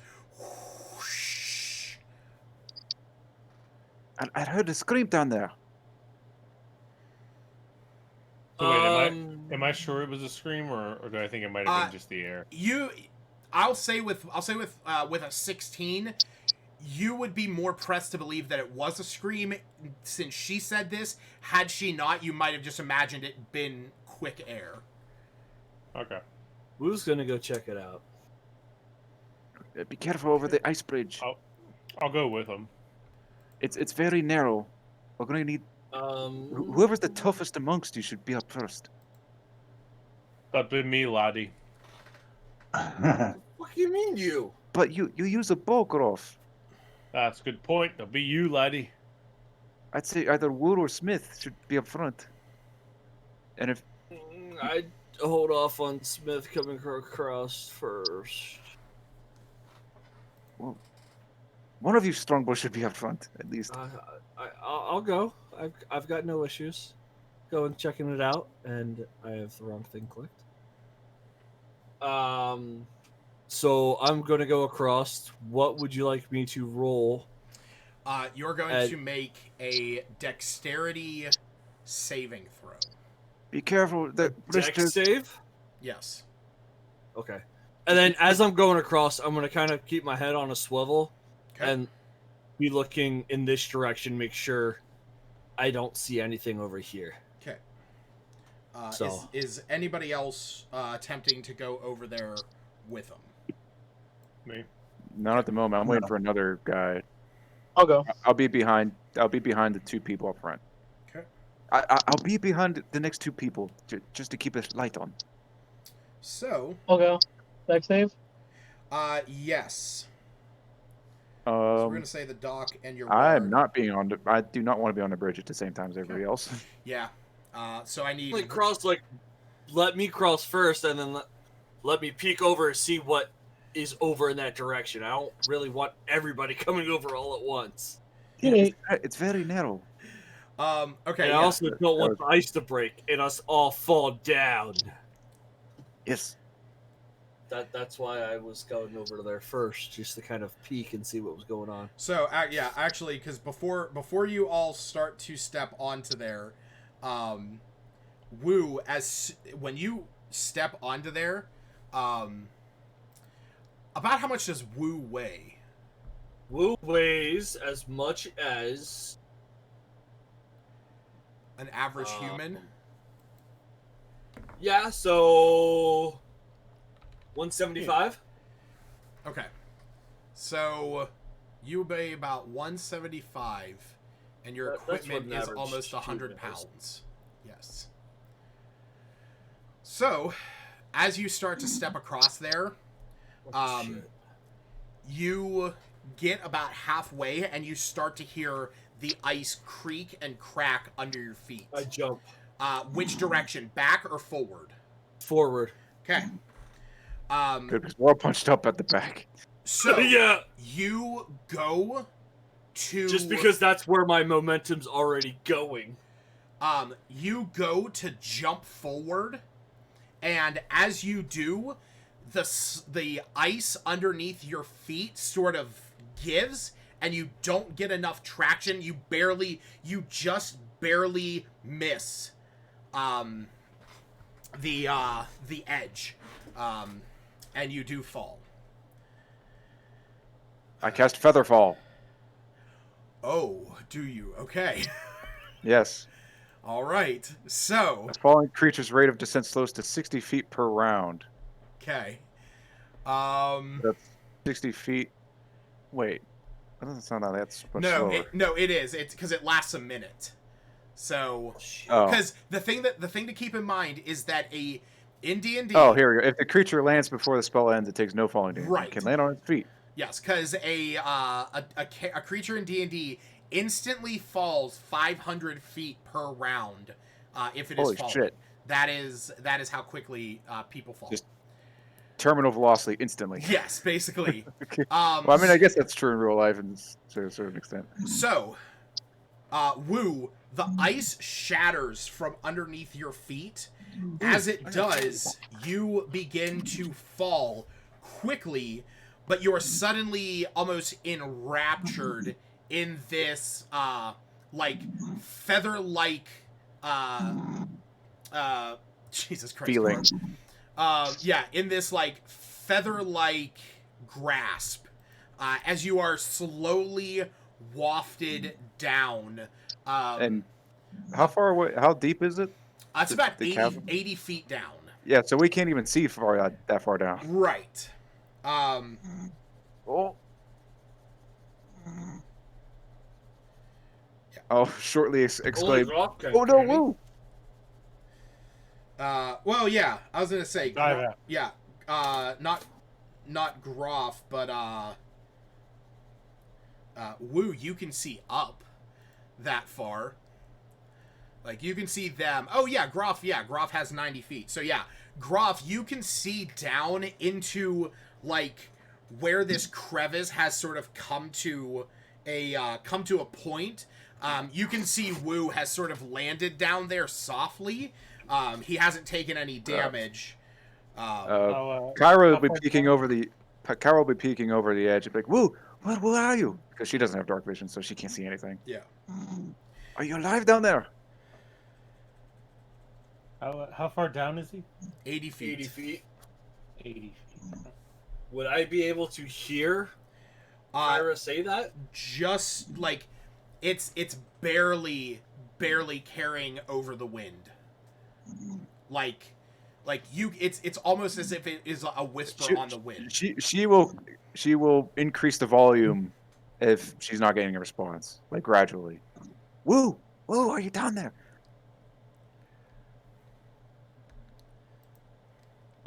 I think he's gone. Whether he hears her or not, he's gonna yell, "I'm here! I have fallen, and I can't get up!" Okay. Hey, he's awake. Phew. Oh, that's a close one. Okay. Does anybody have any rope? I got To 50 pull him out. feet. Is that going to be enough? How No. Gerard also has 50 feet. how could you tell? Oh, that's right. You can see in the dark. Well, how much? Glasses. I have to do. Yeah. Okay, I'll ask Gerard for his 50 feet, Yep. which he has no choice except to give to me, and then I will tie it together, and using my, how do you pronounce them? Pitons? Well, Gerard was actually going to recommend having the flying snake fly the rope down. Yeah, that seems like a real Gerard kind of thing to do. Yeah. If If you want to climb down, you're more than welcome. I was just trying to like look into his stuff to, try and give his character anything to do today. Well, I mean, I want to throw like the Python. Oh yeah, Python. I say it's Piton. Piton. Yeah. I want to throw the pitons down so that Wu can easily climb up. I assume it's like a slippery surface. Yeah. Or Yeah, it could be. I mean, it's definitely a rocky, icy surface. So. Yeah. While this is all going on, I wanted to keep a lookout to the northern areas, see if anything's coming. Okay. Because we've been making some noise. Right. Yeah. So far, nothing has. Okay. So I'm gonna shout down to Wu and be like, "Don't get stopped! I'm throwing these down." And I throw. Oh, I guess I only have one. I throw my piton down. Yeah. So we'll say with that, and also the fact that Wu has a climbing kit. No, he does. Yeah, with special pitons, and boot tips and gloves and a harness. So yeah. In the shape of a penis. That's right. So yes, we will say that thanks to Kyra's quick thinking and Groff and Gerard's, both of their ropes that they are able to send down to you, you are able to pull yourself up. It does take you a little bit of time, so we're gonna fast forward about a half an hour that you guys have been in the cave, and you've pulled yourself up. Whoever screamed is definitely dead by now. So yes, we'll sort of. Oh, I need to put that on there. Yeah, we'll back everyone up here. Get Wu back on there. So yes, you can still see across, but this gap here is completely blocked off. So Wait, it doesn't look like we're going that way now. It's just Wait, like you could get over, you could But fly over. they would have to jump for it, right? Right. Okay. Yes. When you said blocked, I thought like Oh yeah. roof No. collapse or something. No. Okay. So, like I said, there's, like, it seems like for right now, at least a solid path is down this pathway. Okay. Whew, I'm glad I learned that spell. Although I got to be honest, when I learned that spell, I thought it had a different effect. But, well, let's carry on. I just want to see, because I had it prepared. Oh yeah, no, Wu would have died. Well, Yep. That's why I was worried. We're taking enough damage to be incapacitated, because then that would be a whole other mess. Yeah, no, he wouldn't have died outright, but he would have been fucked. Oof, yeah. Okay. So, are you guys heading down the other pathway then? Yeah, I will step aside a little bit, let some strong boys up ahead. Okay. I'll go first. I'll go first. I have dark vision. All right, Mr. Bowman. All right. So yeah, go ahead and hold on there. We'll move you guys up. So, as you cross this, this patch is rocky and there's a bit of frost on it, but not nearly the solid sheet of ice that the other path was. As I said, the tunnel here, the ceiling dips to about 10 feet. And as you get into here, you can see that this hallway, unlike the other one that you were in, is strewn with bones. Oh, How big are the bones? Roll me a survival check. I do it. oh, I think this is definitely the Yeti there, all right. And, yeah. Oh, nice. Nice. I've been waiting. So you're not 100%. These don't look like human bones. They look much bigger. Smith, Oh. you can very clearly tell that these are Goliath-sized bones. Oh my. And in fact, what sort of seals the deal for you is that stuffed in a niche dug out in the wall, you actually see the head ripped from the body of a Goliath sort of shoved there. Oh my.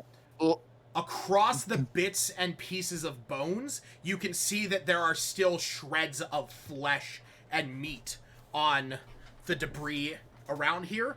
And amid these bones, you can see torn bits of hide, of armor, bits and pieces of what would have made up a great axe. You actually see sort of buried in the snow is a great axe head with a broken shaft next to it, as well as the bones and skulls of what appear to be mountain goats.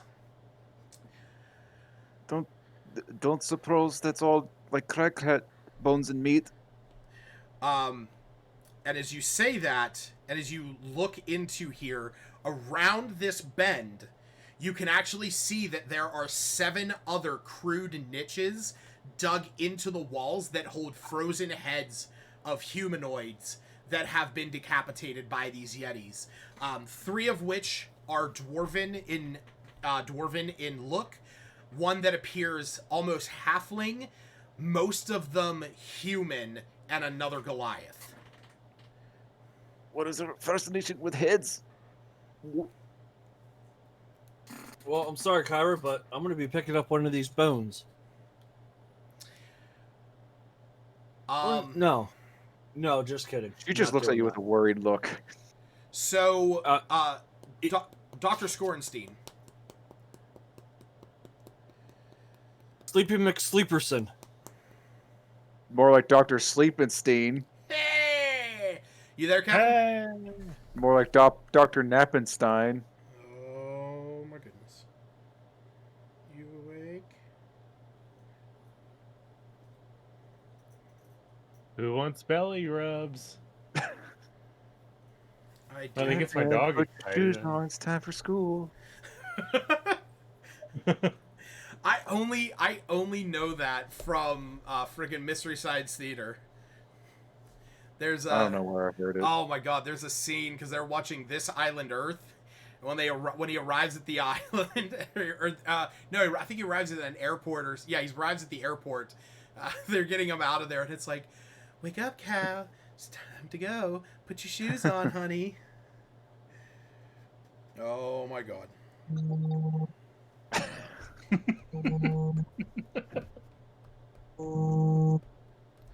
Don't you just love him?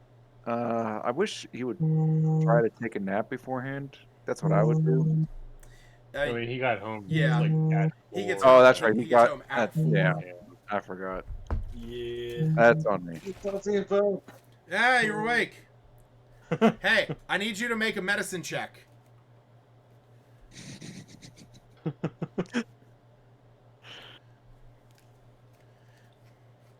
Medicine check. Medicine check. Basically, I have described a kind of horrific scene. Oh wait, reload your. Oh boy, plus 14. Wait, reload your page. You should have a +8 to medicine checks. Okay, hold on. Yeah.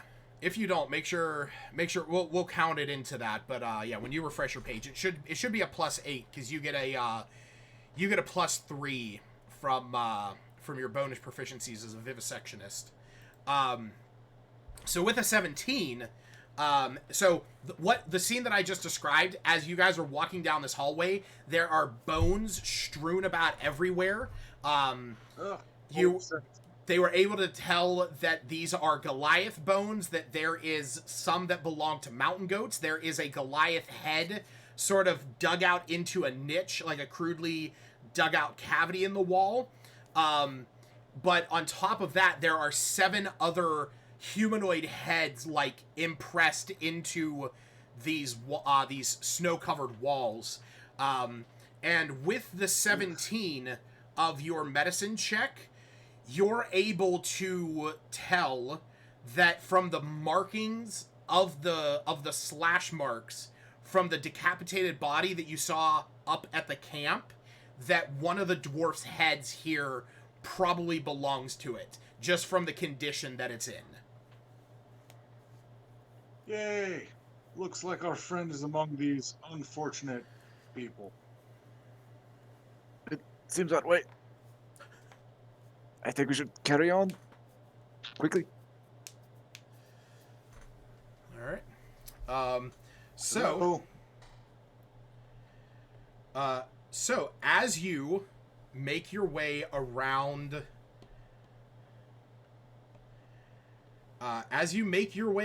there. Hello. Yes. Hello. Oh, Hi. I said, it looks like our unfortunate friend is among the corpses. Oh yeah, we Yes. heard you on that. Oh, okay. It's all good. I guess you didn't hear my response. No. Kara just... It seems that way. I think we should just keep moving. Yes. All right. just keep moving. Just keep moving. Just keep moving. So, Groff, as you peek around the corner, you confirm the thought that you had. As you glance around the corner, you can see that the floor of this cave is about 5 feet higher than where you're in. Like you're looking up, like a small incline. The ceiling in that so here. Woo, you can go first. Woo, as you peek around the corner, because I can only imagine your interest, you can actually see that the ceiling sort of, ranges in heights anywhere from like 10 feet to 20 feet. But in this room, you can see a horrific sight. You actually see a large... Abominable snowman! Well, not abominable snowman, but a Yeti. You see a large Yeti and a small Yeti tyke. The large Yeti... the large Yeti seems to be watching the tyke. And you notice that the tyke seems to be pushing something around the ground, almost like a ball. But as you look, roll me a perception check. This It's is a head. This is a moment where I actually love how I have my token set to just me, so I had no idea what Just was reacting to. So from where you're standing, as you hear a shrill cry, you realize that the ball that it is pushing around is actually a halfling dressed in cold weather clothing that has pulled itself into the fetal position and is being pushed around by this Yeti tyke. Way to go, Bilbo. You can hear her cries as the whistling sound from the crevasse behind you is starting to lessen, and you can hear her screams of terror. Can I hear that? As you're getting closer, yes. I'll creep up right behind Woo and go. What's going on over there? I think that's the noises you heard earlier. Oh. What is it? Is it the Yeti? Oi, it's the Yeti. Uh-huh. Strong boys, you're up. Let's take it down. I threw my bloody snowball at the Yeti. Oh, God. Okay. So, as you do this, you see the Yeti tyke is pushing this halfling, and it sort of slams it up against this wall as you throw that bloody snowball, and it hits, and you see the tyke looks over at you, and seeing the glow. I wasn't throwing at the tyke. I was throwing at the big Yeti. Oh yeah, no, I know. Okay. Seeing the glow from the hooded lantern filling up that cave, you see the tyke like jumps back at the sound of the splashing snowball, and it goes and it cowers behind the large, the seemingly mother, as you see this large one like stand up and just screams at you. Oh, I didn't hear you scream. Yeah, I think you're. Did your my mic? microphone Hold on. figured it out. Yeah, your mic cut it out. Brendan, hear that shit. Scream back. That's gonna hurt in the morning.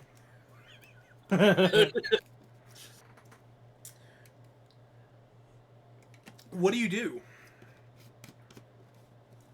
Brandon Fraser's that shit. He screams back. He goes, Oh god, what a fucking scene. Rage. what? Is that the case? Or are you guys wanting to head in weapons of flurry? A little bit. Okay. I don't know what to do. Kyra's shocked at the moment. Sounds like Smith made a decision. And I think basically, to I'm giving you guys like I'm leaving it up to you guys if you want to head in there and take them on. If you just it's up to you what you want to do. If it's just a rescue mission. The halfling looks alive. The halfling looks I say, alive, fuck that Yeti. but you can see that it is. You can see that she is like dazed out of her mind. Huh. All right. I guess. Look, somebody's got to go at least be a distraction. So we're gonna have to roll initiative one way or another. Okay, everyone roll initiative. Can I rage an attack? Fuck that You Yeti. you can rage and head in there. Alright, let's do that.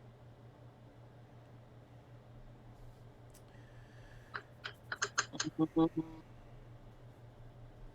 21. possible score.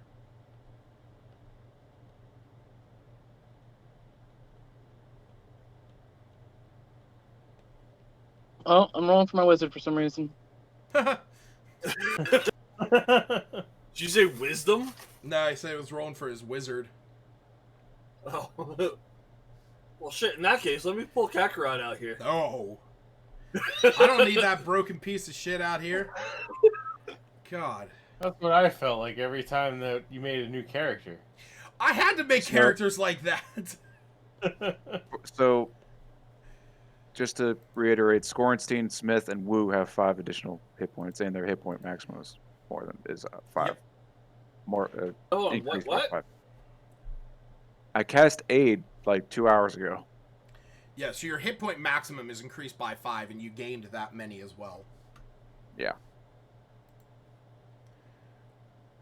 That's a permanent thing. That's just a temp. It's only for Just no. for, It's just for 8 hours. It's not temporary hit points. Click where it says max HP, and change Right. your HP max modifier to 5. And that only lasts for 8 hours. You gotta remember to set it back though, right? I Yeah. think when you long rest, it might reset it, but I'm not 100%. So yeah, we'll have to. I think if there's a checkbox that's like reset max HP changes or something. Oh, is there? Oh, yeah, I think so. I think so. Hey, Long Luke, rest. Yeah, reset yes, there maximum HP. Yeah. Take long rest. What's up, Luke, can Kavardo? you send another encounter plus? Oh yeah. If you just do a long rest, it puts it Where- back. where- It's pinned. It's in it's the, pinned the in Discord. chat. Yeah. So if you go to the Discord, if you go to Yeah, but the, I'm on my computer though. I've sent it to your email like 3 times. Just search up Yeah, my. I'll send it to the group chat on Facebook. Yeah. Oh, Well, then I wouldn't have died from that fall damage. No, yeah, I you would've- wouldn't have. I only realized that now. Yeah. It's still worth it because then you'd be out of hit points and we would have had to do a short rest or something. Yeah, you would have been down to 1 hit point. Yeah, there's the link Yep. in Messenger, Kavarda. But no, I think that may have been when I was talking to my dad when you had done that. Oh. So I knew you glad had casted it, but I didn't know who you had casted it on.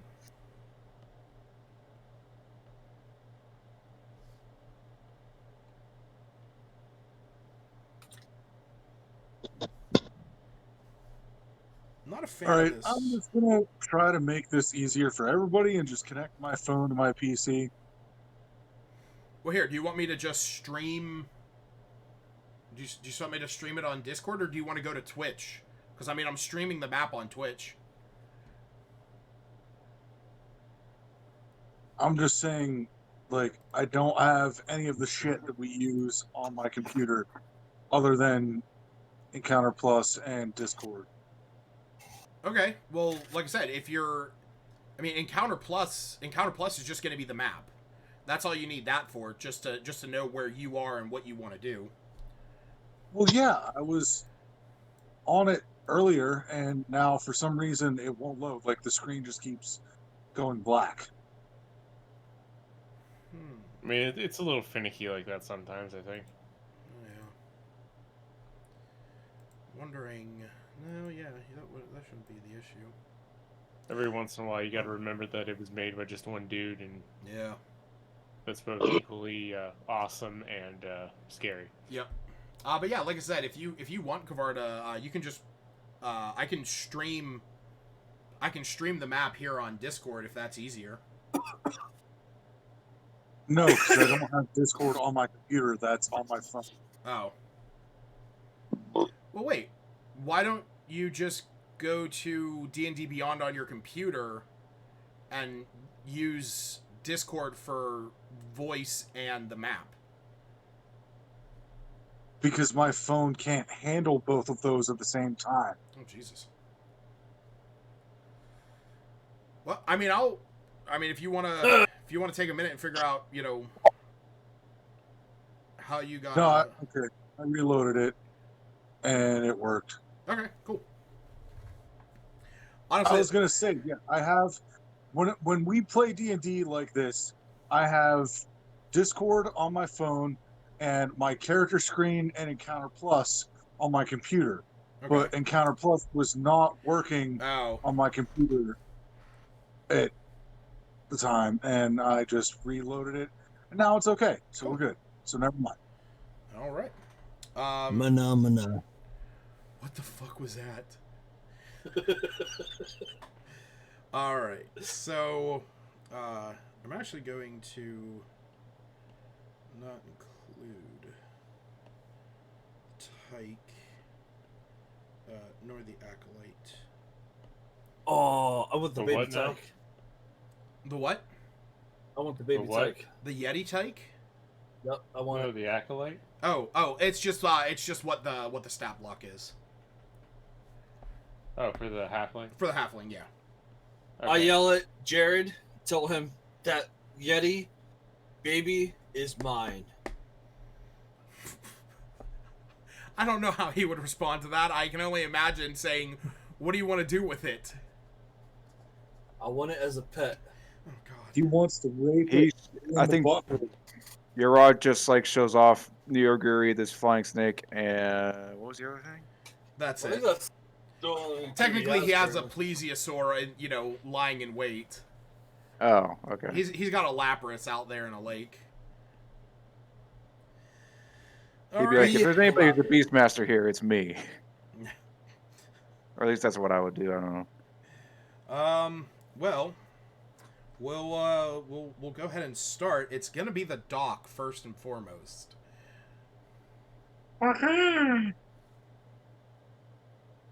So,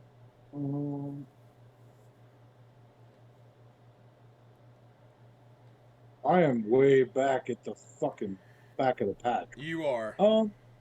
Yeah, I'm gonna Buddy. use my movement to get up as close as I can. I have what 50 movement speed, I think. I believe you have 30. Yes, I do. I was gonna say. So you could get right in front of Groth with that. All right, and I don't really have much to do, for ranged shit.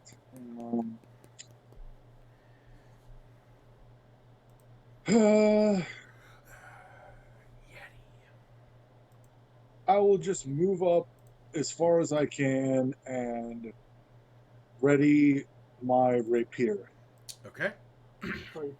That'll be my turn. You can also yeah. dodge if you want to try to mitigate or something. That's true. You could also dodge. Because technically right now you're not doing anything with your action. Just having your rapier ready. If you want, you can dodge. Actually, you can dodge as a... no, that's right. You can disengage and dash. As or ready, as in if the Yeti gets within 5 feet, you can attack it. The other thing you could do, Kavarda, is you could dash as a bonus action, which would let you double your movement. Yeah, there you go. And then you could get up into there, and actually be able to use your action to attack it. Wait, so that gives me like another action? No, so you can dash as a bonus action. So normally dash would be your full action, but you can, since as a rogue, you can dash as a bonus action. So that would leave your action still available, that you could get up to this thing, attack it, and go from there. Well, it just didn't show up in my... you have to just scroll down on your actions. I have action in combat, 2-weapon fighting, and cunning action. Right, cunning action. You can take a bonus action on each of your turns to dash, disengage, or hide.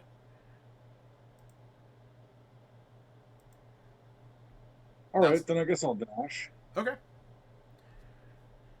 So that would let you... Do you want to head up and stab the thing? Fuck yeah. Okay. Go ahead and roll your attack. Dr. Scorenstein's gonna fucking dash in front of everybody. This looks like it'll be fun. And yeah, I'm going to run up and attack with my rapier. Okay. Roll to see if you hit. That is 17 to hit. That does hit. Oh, 17 hits. 10 damage. All right. You stab this thing. As you moved up, you saw that it's baring its teeth. It has its claws like at the ready to swipe. And as you were getting closer, you saw that it shifted in such a way to make it that it looks like it is shielding the tyke that is behind it. And it is going to attack you. Bring it. All right. Oh dear.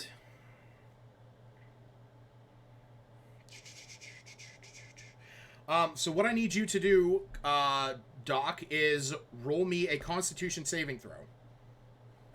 Are you attacking it, Lucas? Am I? Yes. It is using an ability. It is not an attack. Let me know. Wait, why did my max HP modifier not take effect here? What do you mean? I had 5 extra hit points, right? Yeah. Mm-hmm.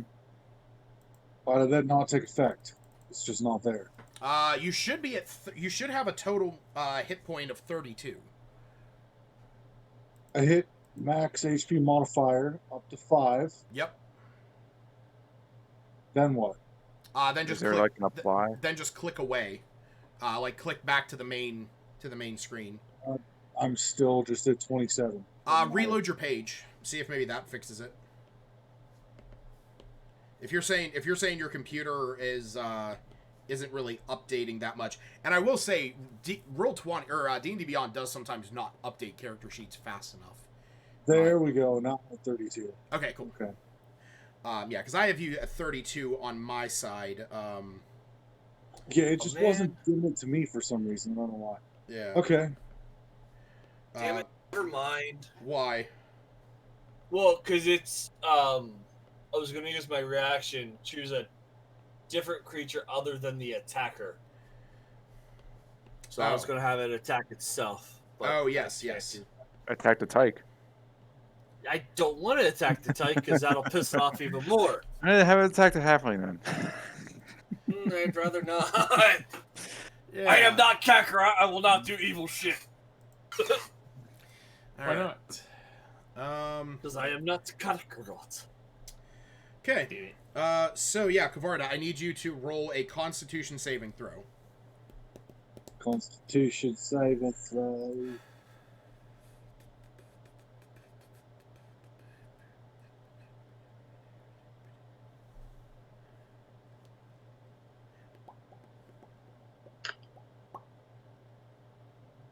Wow. 22. Holy shit. Damn. Sounds like a success to me. Yeah, that definitely is. Unfortunately, you needed 22.5. So, you, as you run up to this thing, like the Yeti is screaming in your face. You can feel this chill coming from it as it's trying to like stare you down as your rapier is jabbed into it. You stand your ground, but that is whenever it swipes at you, and the first one you dodge out of the way, but the second one it connects and it bashes you upside the head. You are going to take 9 points of slashing damage and 4 points of cold damage. Oh. So that's a total of 13 points of damage. Okay.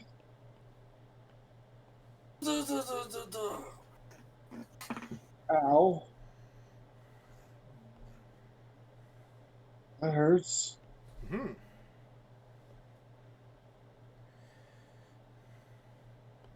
Well, that's going to be the end of my turn, I guess. Well, that was the end of its turn. Yeah. I'm just saying I ran up and stabbed this thing, and then it just kind of shrugged me off and threw me against the fucking wall with my head. Yeah. Ow. All right. So, Kyra, it's your turn. Seeing the doctor just dash past her, she'll be like, "Oh, crumbs!" She will. Oops, I don't have it set. She's going to turn the corner.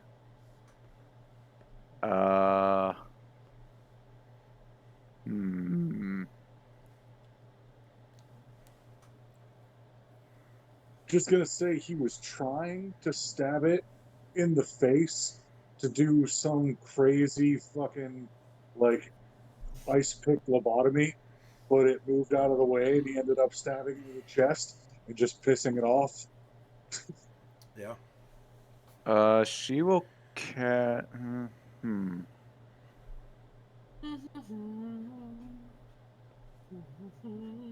Yeah, she's going to cast Fairy Fire on the area where the Yeti is. So the Yeti and the Yeti type would have to make dexterity saving throws. And Kavarda.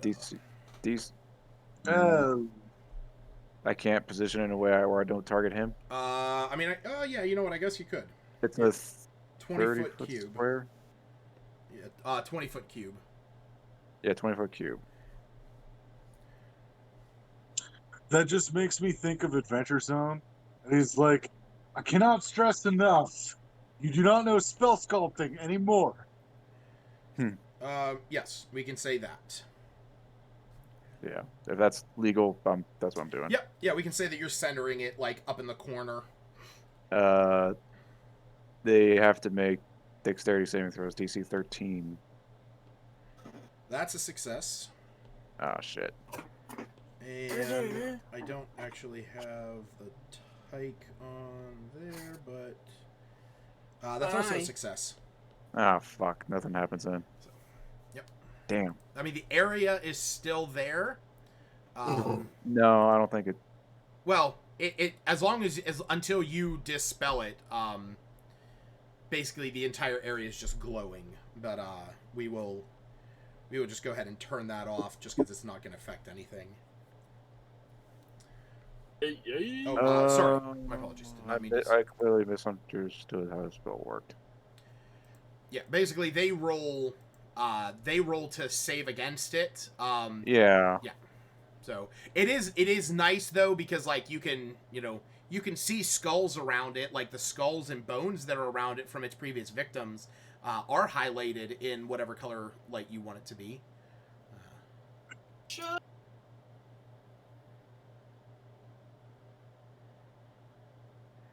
Wait a minute. What's up? Well, it doesn't matter. They failed it. Or, I mean, they succeeded. Then all I got is a bonus action. I'm going to give Scornstein a die of Bardic Inspiration. Okay. Doc, you have a D6 available to you for the next 10 minutes. What's the ceiling situation? Like how... It's sort of like 10 to 20 feet in different areas. Where I currently am, is there aerial maneuverability? Limited, but it is there. Like, where you are, it's about 10 feet. Okay, I'll move. I'll fly up 10 feet. Okay. Without hitting the ceiling, hopefully. Yeah, you don't hit the ceiling. Okay, good. Just to get out of the way, everybody else. Woo. That... Oh, yeah, sorry. that's everything. Okay. Good. Yes. I'm gonna move here. Okay. Nope, I'm gonna move here. Okay. And attack main hand saber. Uh-huh. No, I'm not. That misses. Ooh. Offhand saber. Okay. Keep in That mind, hits. you guys are in flanking position, so that does hit. Yes. Yes, sirree, Bobby. Okay. 8 damage.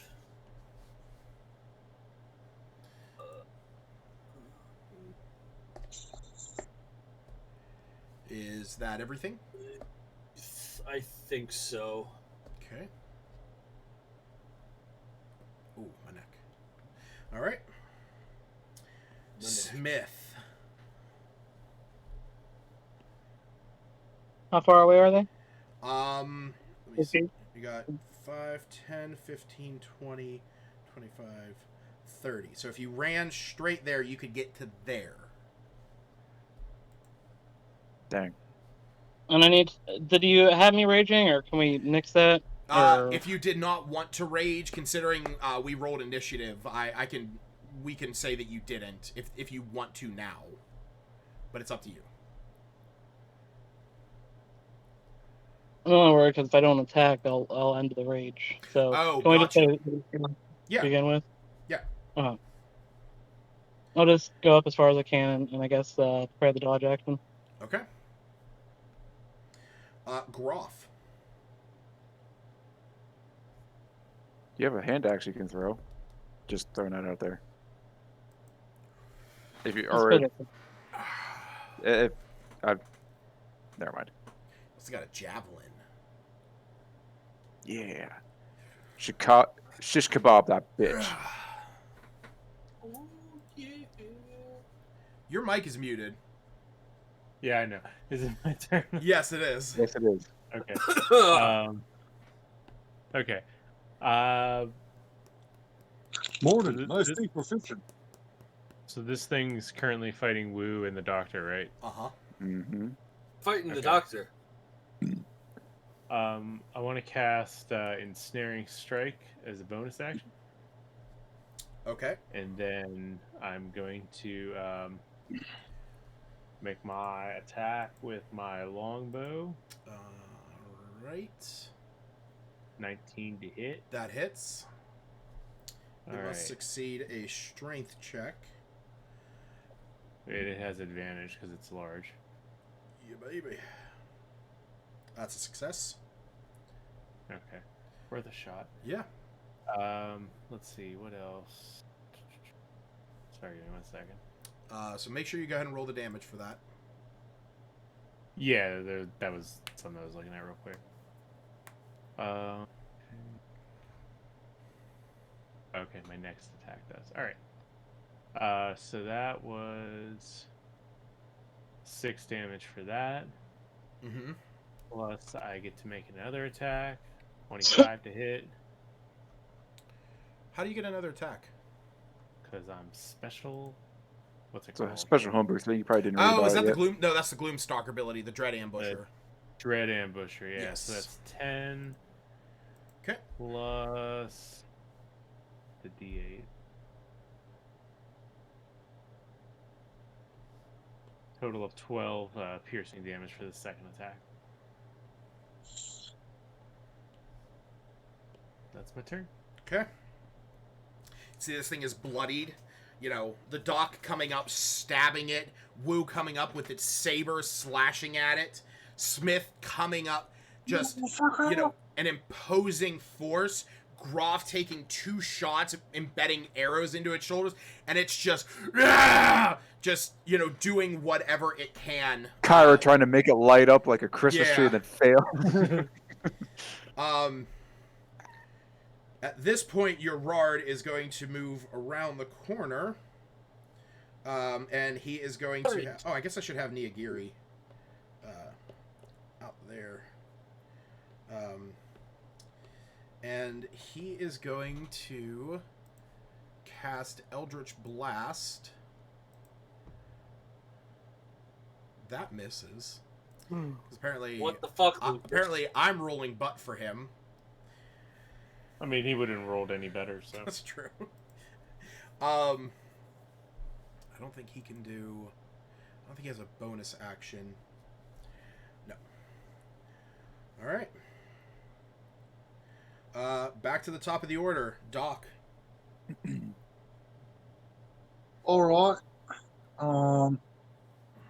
So, I'm still right next to this thing, right? Yeah. It Yep. is just, like, screaming in your face. Well, I have my rapier out, so I'm going to try and stab it again with the same thing. Okay. You also have a D6 die bardic inspiration if you wish to use it. Yes. You can... I would wish to use it because I rolled an 8. Yep. Well, keep in Okay. mind, you are flanking because of Wu, so that's technically a 9, but roll the d6 and see what you get. Okay.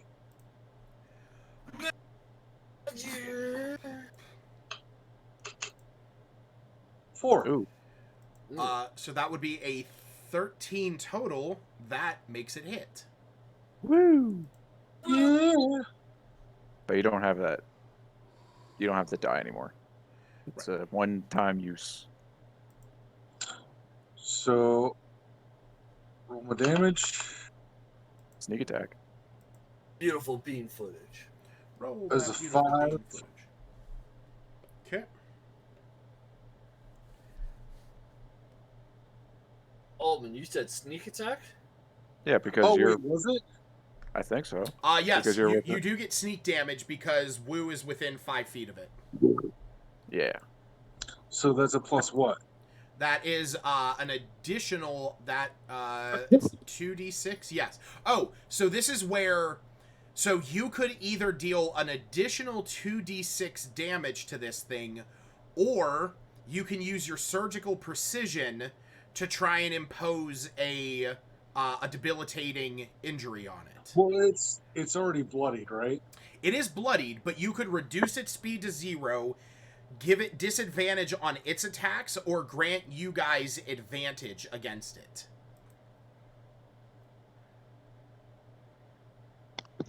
You know what? I'll give everybody else advantage against it. Okay, so we will say that you, in the process of this, you're stabbing it and you're pulling out your hammer and hitting this thing in the head. It is going to try and succeed against it. It has to make a 13 Constitution saving throw. Oh, I don't know. I feel like I can do that. It fails. Holy shit. So attacks Alright, against so this thing have I advantage. grab my repeater. Mhm. I stab it into the chest of this thing. It groans, and I pull out my hammer, and I'm like, bam! Right in its fucking temple. And I'm like, all right, guys, go ahead. All right. Yeah. So the injury persists until the start of your next turn.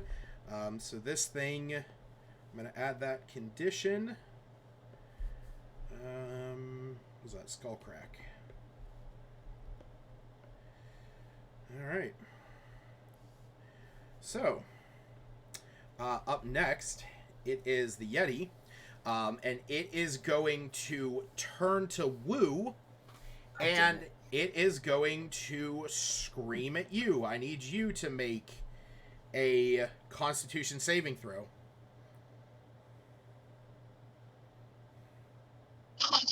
A 19? All right, that's fine. That definitely saves. But it is going to attack you twice. Uh-oh. Both of those miss. Whoa. Jesus. Holy crap. And you see that it is like, at this point, it's like trying to almost push you out of the way. And you can see that sorry, I don't mean to move it, I just have to move the tyke. You can see that the tyke is like shifting around it.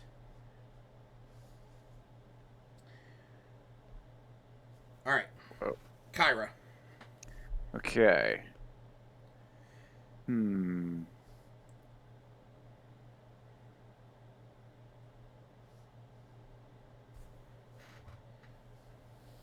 Stop moving, Lucas. What are you talking about? Justin, you two, goddammit. Y'all are assholes. I'm just looking down at my thing. Your camera. I know, believe me, if I wish that it had just a static zoom. It moves. I know. It makes me nauseous. Well, because here's the problem. If I didn't, this is the field of view. Like, it's way too big. First of all, I'm...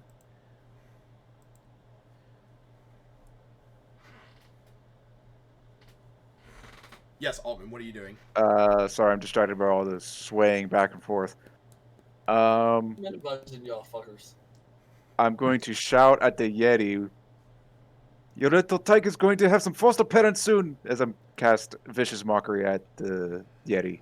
So wisdom saving throw. All right. DC 13. It fails. Yes. It takes 2 psychic damage, and its next attack has disadvantage. Oh, its attacks have disadvantage until the doc's turn. I thought he gave everybody advantage. Oh, no, that's true. That's true. I'm sorry. You're right. Okay. Oh, man, that really sucks for this Yeti. Yeah, it does. All right. Then my bonus action will be... I want to make sure Smith hits, so I'm going to give him a bardic... My bonus action will be giving Smith a die of bardic inspiration. Woohoo! I don't, because he always cleanups my kills. Oh, sorry. I wasn't trying to play favorites. No, you're good. It's just... I figure you get 2 attacks. I don't know if he has 2 attacks yet. Yeah. I just... Whenever we had our last encounter, every time I hit something, he cleaned yeah, up that's and right. killed, and I'm like... The cats, yeah, I remember I'm that. like, what am I here for? To soften him up. Shit. To soften him up. All right, Woo, it's your turn. Woo is going to attack. Uh-huh. Main hand. Yep. With advantage. What the fuck is that? Holy shit. All right, roll again for your second attack. Double nat 20s. Are you double nat 20? Nat 20. So Better if offhand, you do that with disadvantage, though. Yeah. I just want to see if you hit on both. Well, with the avalanche, I had advantage. And I rolled 2 ones. So. Okay, so that's a hit on both. So go ahead and roll your damage die twice. Go ahead and roll your damage twice, and then it's automatically going to be with an 11 on top of that. ooh. Holy shit! Okay, so that's going to be 15 plus 11, so we're looking at 26. It is not dead yet. Holy God shit! damn it. But it is barely hanging in. You know what? Screw it. Action surge. He wants to kill. He wants to kill so Oh bad. my god. Okay, you get another attack. Can only imagine it's gonna hit. Yeah. All right, roll the damage. As it lets out a shriek, as it almost throws the tyke. Oh. As it almost throws the tyke this direction. Jesus Christ, who the fuck is moving Niyagiri? Not me. Not me. Justin. No, I wouldn't do that. Fuck off, you would. You see the tyke begins to, like, try and clamber up this wall. Trying to get away from all of you. Kill it. Kill the child. Oh, are we? Yeah. Initiative? Whoa! Whoa! Whoa! What's that? Yeah, Gerard is Oh. going to be... Hold on. Can I use a reaction? To do what? When a creature you can see ends its turn within 50 feet of you, you can use a reaction and make a wisdom saving throw. I want to use my stone rune. Yeah, you can't see this Yeti. For that just what? showed up. My stone rune. A creature never ended its turn within 30 feet of you. The mother threw the tyke, like, as a last-ditch effort. So technically, it's ended its turn within 30 feet of. No, it hasn't. It never had its turn yet. Yeah, you killed it. It wasn't in combat. But as you slay this thing, from behind Gerard, coming from the whistling caves, you hear "Woo!" as Gerard is bitch slapped from behind. I'm so glad that cut out. Just let him have it. Just let him have it. I know. just it cut heard, out. whoop. And Gerard is hit by both. Oh boy. God. And he's dead. For God. 22 points of damage. That is enough to down him. Oh my god. You see Gerard just fly up against this Oh. wall as a I got another Yeti! as another Yeti coming in with blood dripping down from its face. You see that there is a dead goat that it is dragging up behind, or that it was dragging up behind it. Yeah. That's gonna be Smith's turn. Can I make it to the other Yeti? Yeah. As you see, Alright. Gerard just, like, basically plastered against the wall, Niyagiri, like, kind of crushed under him. Kind of like Mewtwo against Ash, I guess. Doesn't that happen? Oh, yeah, yeah. Bullshit. Alright, rage and attack. You do have a die of Bardic Inspiration, It's true, if you you do. so choose to use it. Why are the things walking past? Wait, How come I didn't- What, Stacy?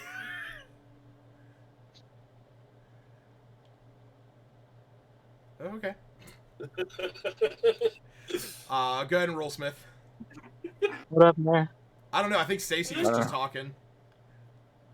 Why So I don't is get it in the pulled walking back, do I? Sorry, say it again. I'm just okay. Yeah, never mind. I'm gonna attack. So I just get the +5, right? You're raging and attacking, right? Yeah.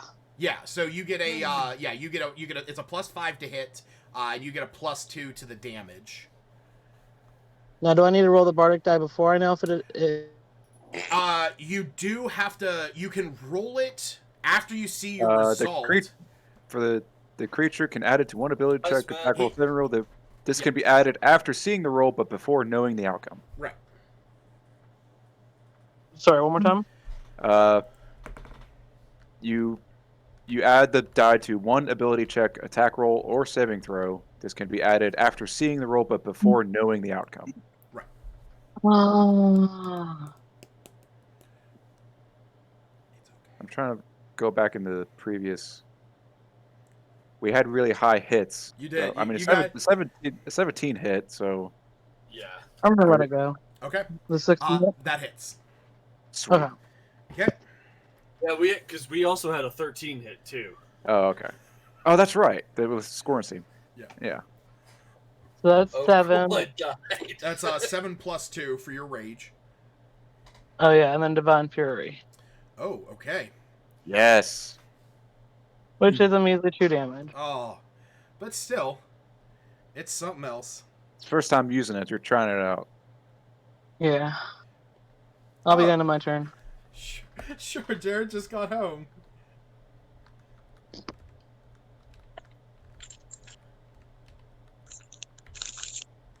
All right. So that thing took 9 points of damage. Groff. 11. 2 from the rage. Right? I finish him. Oh yes. 2 more from the rage. What kind of fatality can I perform when you're hard? You got to step forward, step backward, crouch, Yeah. up, BA, or I'm high here punch, to low watch punch. my character die as I'm currently still waiting for the shit to be cauterized. I'm sorry, buddy. Oh. It's perfectly fine. I literally. It's whatever. It was an unfortunate series of events where the group got to the cave, fell down a hole, wasted a half an hour climbing out, which gave the daddy Yeti enough time to get back with his kill.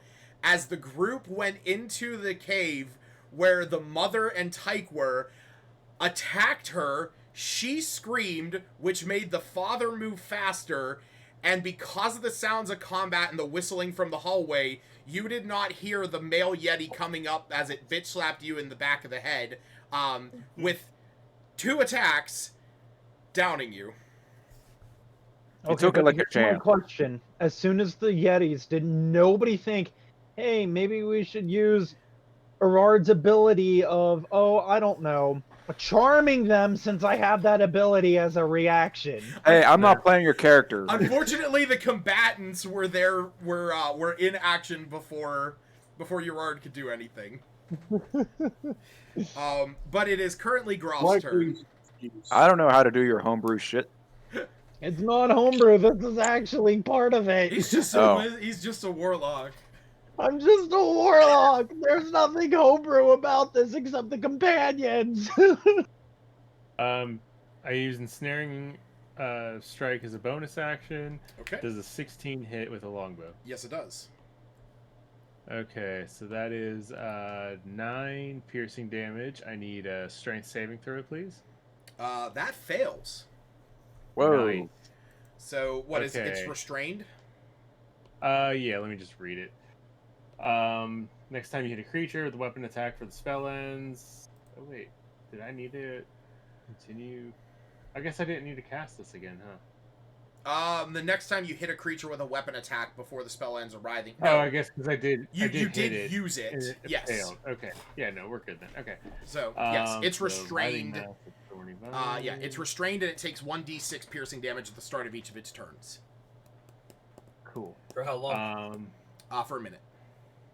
Yeah. Oh.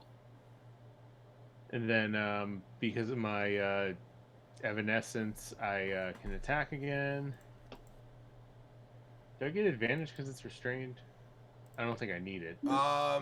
Attacks. I think if you're within 5 have feet. advantage. Attack rolls against the creature have advantage, and the creature's attack rolls have disadvantage. Okay, well it was 17. Okay.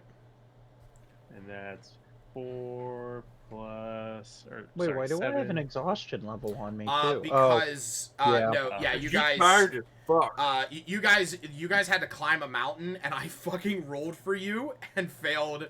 Gerard failed his part of the group dexterity check with advantage. I would say Lucas playing as Gerard failed the check. Yeah, so Lucas failed me. Got it. Yep. Yep. Hence my message. Lucas sucks playing your character. Yeah. Yep. Whenever he's rolling for any of our characters, it's like single digits. It's the DM. It's the essence of the DM, and you know. Yeah. And to think, he even helped me make this character, but apparently he can't even fucking play it right. Nope. 15 total damage there, Lucas. Yep. I took all that. right. Just get. All right. That's all I got. Gerard, death saving throw. Yep. I'm so glad I came back. Hey, for failure. Oh, I guess we did do it that way. Oh well.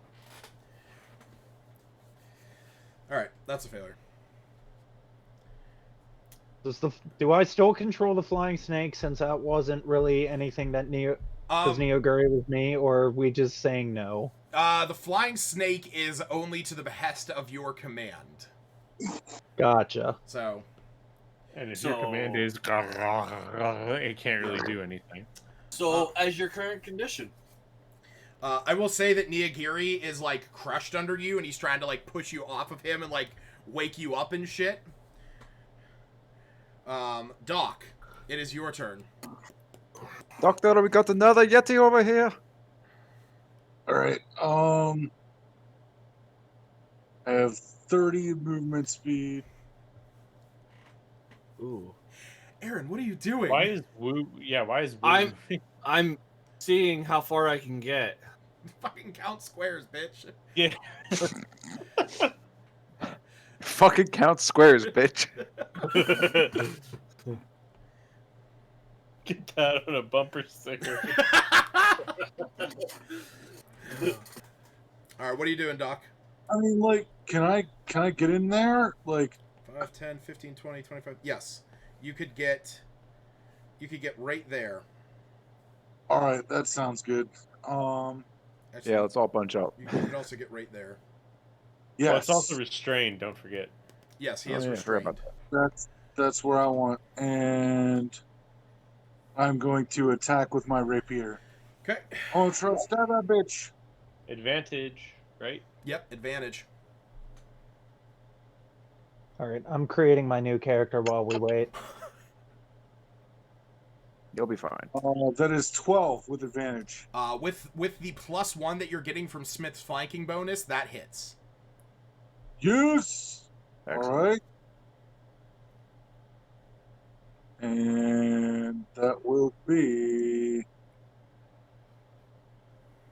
Oh, motherfucker. So, I mean, you can add, you can either, go for your surgical precision or deal some extra damage with your sneak attack. Let me do my surgical precision. All right, what do you want to do? Do you want to I mean, its speed is already reduced while it's restrained. Yeah, I want to.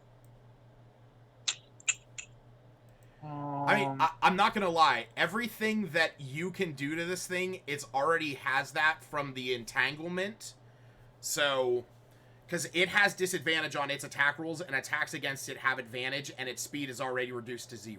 Give it double disadvantage. That's not a thing. Can Triple it be? disadvantage? Oh, No, I'm not doing Quadruple. I'm not doing double disadvantage. If that's the case, I would use it against all of you. Yeah. Okay. yeah. So I mean, you can just roll an additional, 2d6 to just deal some extra damage. Yeah, let me do that. Okay.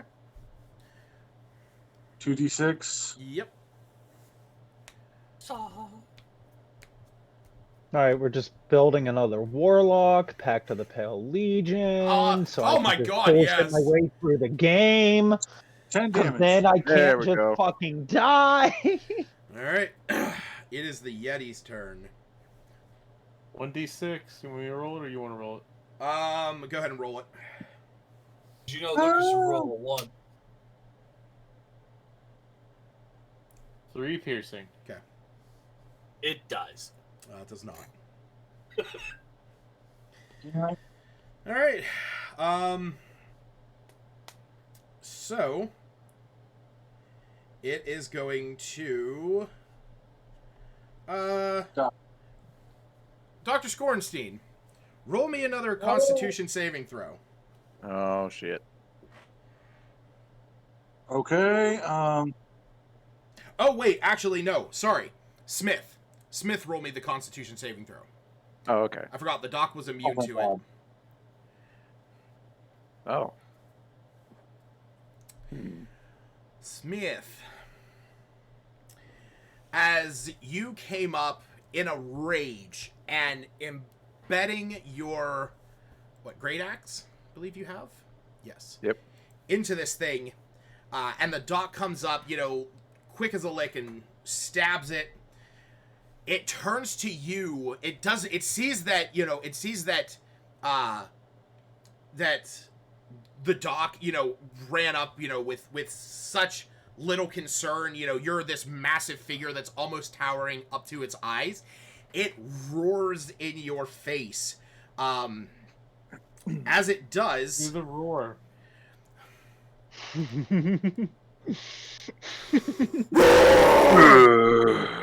Now do it as King Kai. God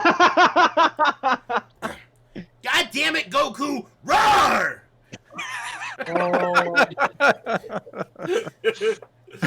Oh my god. Pretty good. Oh, wait. Oh, no. Okay, wait. Never mind. Yeah, you're good. All right. So, Smith, this thing roars in your face. You are going to take, and I am taking into account your resistances. You take 7 points of cold damage. And... Is he immune to that? Huh? He's resistant. I had to double check. Okay. He's resistant to cold damage. So he does take half. Okay. But Pretty much resistant to everything. as it is doing this, it is screaming out this chilling frost that is covering Smith. Smith, you are now paralyzed for a minute. Oh shit. Well. All right. Sorry. And it's gonna try and hit him. He's probably gonna be able to. I believe both hit, right? You have a 14 AC? He does. Okay. He's muted.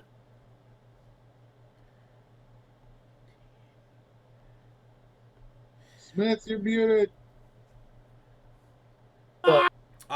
So Smith, with your resistances, you are going to take 9 points of slashing damage, and you are going to take 3 points of cold damage, and that's already taking into consideration your resistances.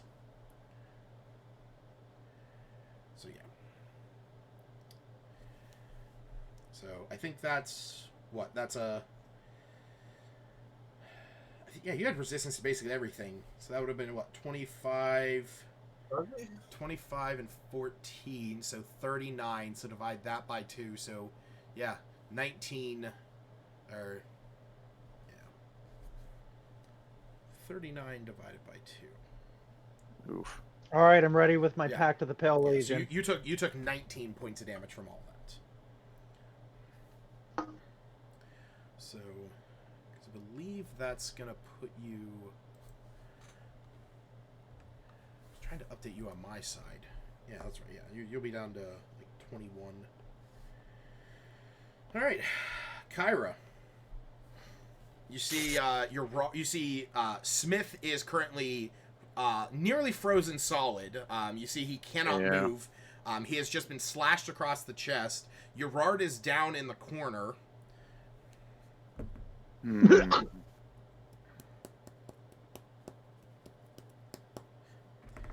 You can hear the humming of a 10-year-old coming over the hill to take Gerard's money.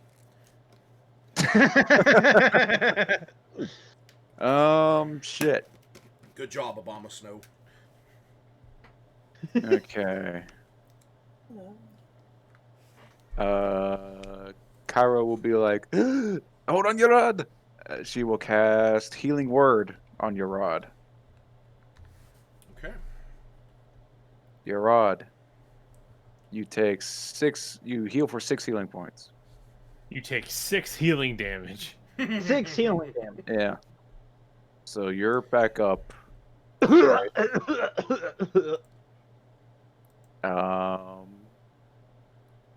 Let's see. Yeah, I'm gonna have to.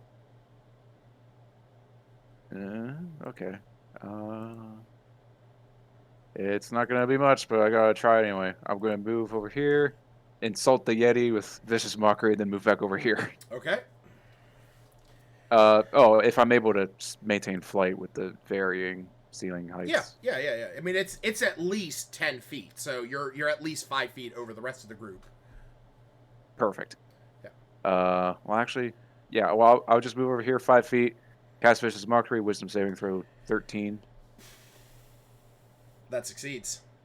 Ah, fuck. It just sort of like what were you gonna say? Since it succeeded, I'll be like, you're going to be like a walking carpet like the other one. just like stutter. Yeah. And then I'll move. Oh shit! I gotta get out of the way a little bit. Yeah, I'll move right there. Okay. Yeah, I used a bonus action. Yeah, that's all I got.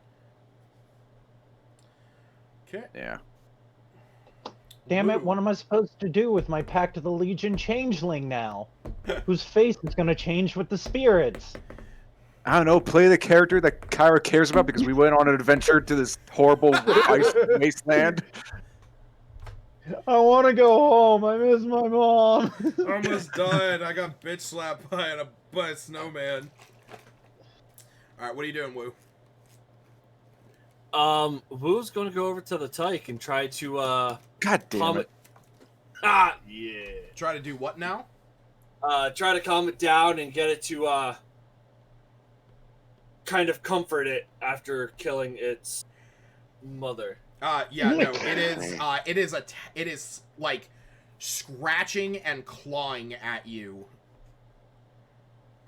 I'm going to try my hardest to calm it down and just. Okay, yeah, it's you're able to avoid its scratches and claws. You can roll animal handling. The DC I think is literally more than what you could ever. Yes. Yeah. No. It is terrified of you. It is actively trying to climb up this rock face. I'm going to attempt. And if it's going to do that, I'm going to make sure that it doesn't do that. What are you doing? Just trying to make sure that it. I don't know. Like, You're gonna fail. Like putting a sword above it or something, or. You know what? I don't. I'm trying to think. Can I throw like a rope around it, kind of just as a leash? I mean, that would require you to take the time to tie it around its neck, which, it is going to actively try and fight you on. So, like I said, you can, I mean, if you want your action to be that you are grappling this thing, it is just a small Yeti tyke. You will probably succeed. As horrifying as this seems. Yeah, let's just grapple it and keep it restrained. Alright, go ahead and you have to make an athletics check against it.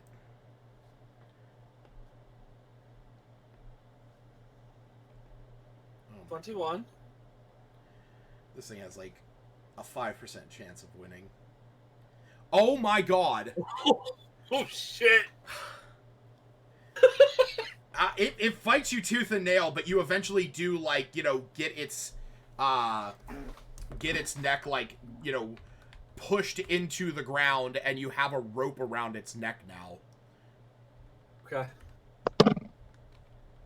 That's all I'm doing.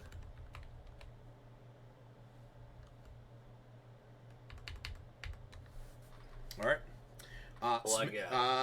Smith is paralyzed, but I believe that you can make the saving throw.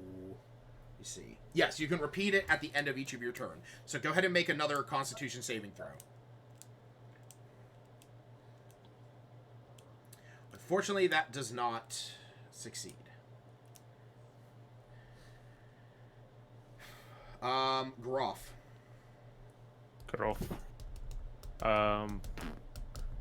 Still restrained, right? Still restrained. Yeah. Okay. Let's just do the usual stuff then.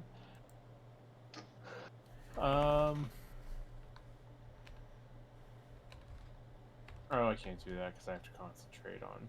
Okay. We're just going to do longbow. 25 to hit. Yep. Oh wait, hold on, let me do another one because okay, it's not nat 20. Anyway, I forgot about advantage. So that is 6 piercing damage for the first attack, and I keep forgetting about advantage.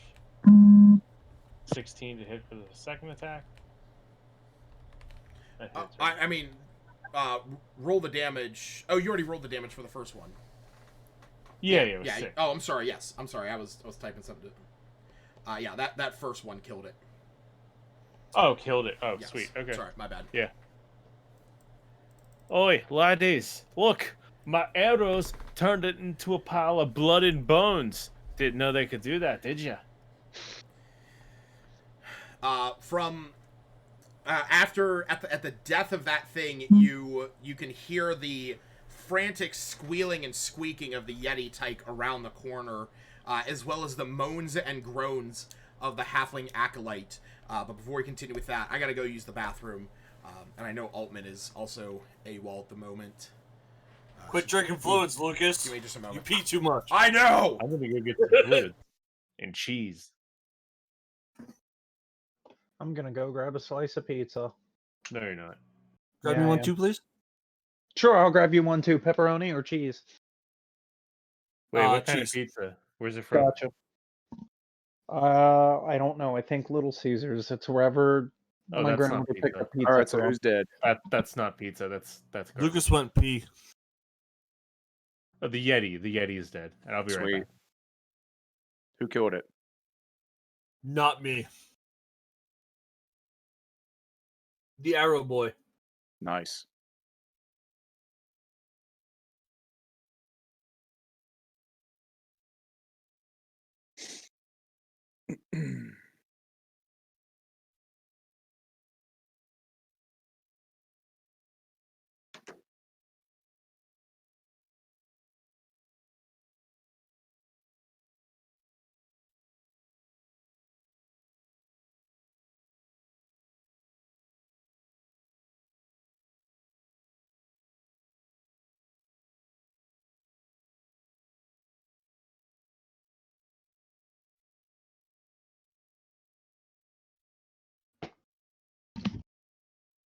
Okay, I'm back.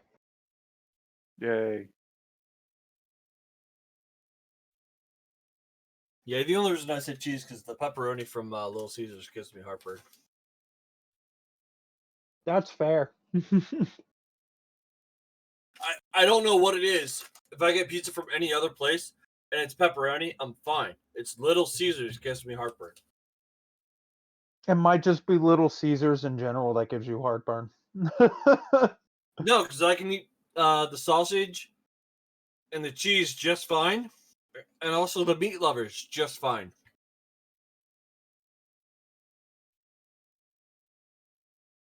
And that's funny because the meat lovers has pepperoni.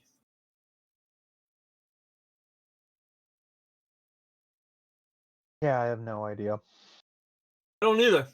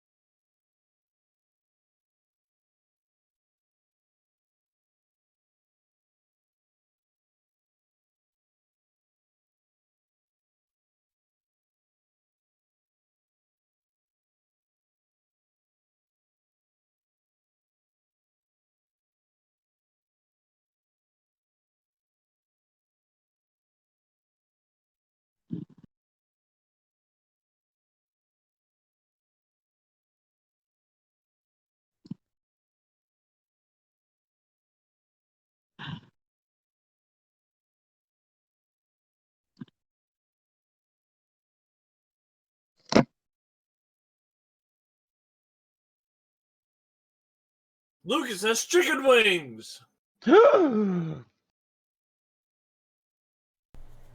It's really weird that he went to the bathroom and came back with chicken wings. I know, right? Who came back with chicken wings? You. I didn't come back with chicken wings, motherfucker. Uh-huh. I came back with yogurt. Wait, you went to the yogurt? bathroom and you came back with yogurt? That's even worse. Don't worry, it's the milk from the cow's penis. Hey, just be glad you didn't come back with pudding. Yeah. I hope that's a clean wet. I Oh. hope that's pudding. It's pudding. Oh, God. And then I'm watching Altman dip what I can only assume is a giant marshmallow. Yeah. He's got that cultured life. What are you dipping it in? Coffee? Hot chocolate now. Nice. You know, this is Hot chocolate with 3 shots of espresso. But to answer your question there, Jared, no, you did not miss that. That's not for some time. Oh God. Yeah, I wouldn't do that. Gee, if that's something character specific, I wouldn't do it without you. Gotcha.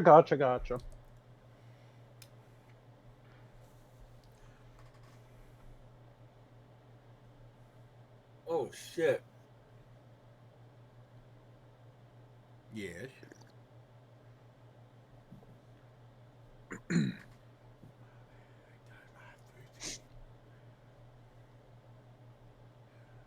I said my back, fuck my pussy and my crack.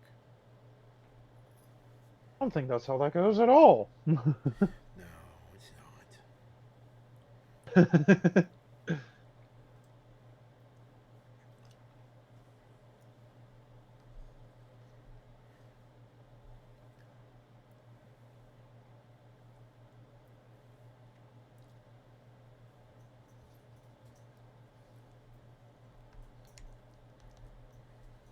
Getting a blanket tomorrow. It's a big D20. What? Nice. It's where is it? Holly sent it to me. Oh? And I was like, what? And she's like, I know. Yeah, here, I'll post it in Rime. It's a throw blanket.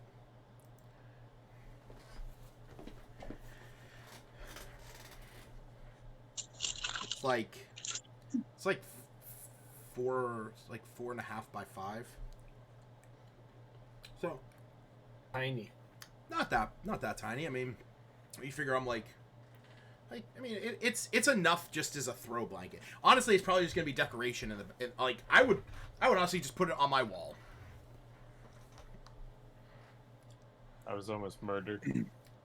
Yeah, by Again? Brittany. But by your cat? No, by the way. Yeah. What'd you do? I went in to say hi to her, and she was in the bathroom, so I like tiptoed right behind her and just grabbed her. No. And she jumped, and like I got hit a bunch. How does your bathroom have a way that? Wait, so she wasn't using the toilet? Oh no, she was like Oh. cleaning or something. I thought she was actually using the toilet correctly. Where you, Yeah, I'm like, where you sit so that you have the tank in front of you. Because where else are you gonna put your cards and your crackers? And your juice? So that's the only way to sit on a toilet. That's how Lucas gets to watch an entire movie on HBO. Kaylee's like knocking on the door. I have to go to the bathroom. Walk upstairs. No! You've been in there for an hour and a half. What are you doing? Mortal Kombat? There's only 15 minutes left! Finish him. I could only imagine, like, I would be a paraplegic within a week. For how long I spend on the toilet, turned around like that, just like circulation decimation.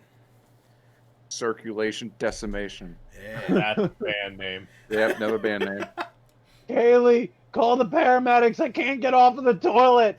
I watched all of the Godzilla vs. Kong and Mortal Kombat back to back.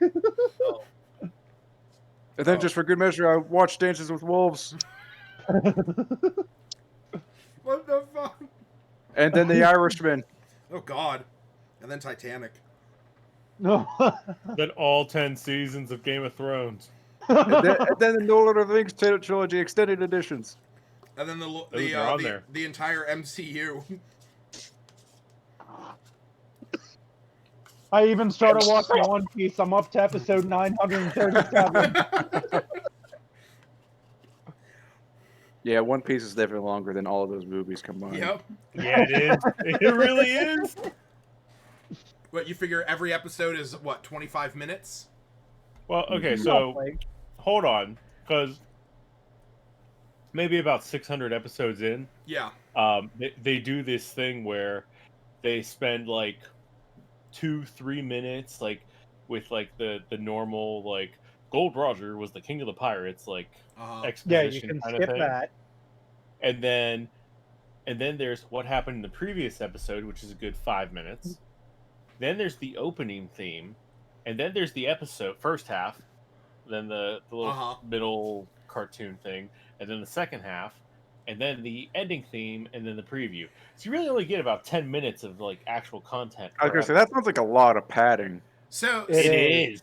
And the reason Wow, that's they did that bullshit. too is because I think at that point in time the anime was starting to catch up with the manga, and they panicked and had to quickly. Jesus.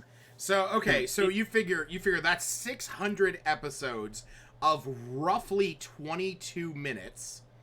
So we're looking at 13,200. And then you got about another 400 episodes of maybe 12 minutes, would you want to say? I think there's currently, it's what, the latest episode was what, 271 or something? Or did we not hit 270 yet? That was hysterical! Your camera glitched and it went to recatch up, and we can see you quickly slurp up string cheese. That's a clip. That's a fucking clip. Wait. I thought like I thought you guys were up to like episode 900 on the anime. Yeah, I don't know what he got this 200 thing from. Oh, sorry, 200 or like 971. Okay, so still, let's just say 1,000 episodes. Let's round it up. Let's round it up. String cheese. So that's plus 13.2. Divide that by hours. Divide that by days. It's 300 hours. It would take 12 and a half days straight. That's absurd. That is So if you less than I thought. Yeah, if you actually watched that amount in say maybe 12 hours a day, if you gave it 12 hours a day, it would take you 25 days to watch all episodes. Give or take. Get started, Lucas. Nope. All right. So, back And to with the new I'm the episodes hyper- coming out every week. You could just go ahead and kill yourself instead of devoting a month to a shitty anime. I mean, I won't say that it's You want to shitty. fight? You want to fight? I won't say Bring that it, it's... fucker. My eyes are I'm still sorry tearing not up. to match your My Little Pony fantasies, Kavarda, but come on. I'm just gonna wait till you pass you out talk to again, Lucas sneak into your about apartment and kill you. We can Bring go, it, fucker! We can go ahead and not talk to Lucas about My Little Pony stuff. Lucas, do I need to remind you the whole reason why the guy ended up going ballistic in FedEx? No, that wasn't me. All right, so back to the Dungeons and or Dragons. Shut off. Yeah, you guys just killed the second Yeti. I have a confession to make. I've seen a lot more dungeons in this game than dragons. Right? Yeah. Right? Very true. There is. Well, I mean, the definite- dragons are an event. You gotta save those for big moments. There's definitely a discrepancy. Okay. Okay. It looks like there's no more Seriously? Yetis. Oh, I'll try to help out Smith or Urod, whoever. Yeah, we'll say a minute goes by. The frost around Smith begins to dissipate, and he's no longer paralyzed. I'm gonna go check out the halfling, try to perform first aid. Yep. So you actually, when you go up to the halfling, you take a look at her. So she's a Lightfoot halfling. You actually see that on her clothing, not on her clothing, but she actually has a ring that you can see a symbol on it. Roll me a religion check.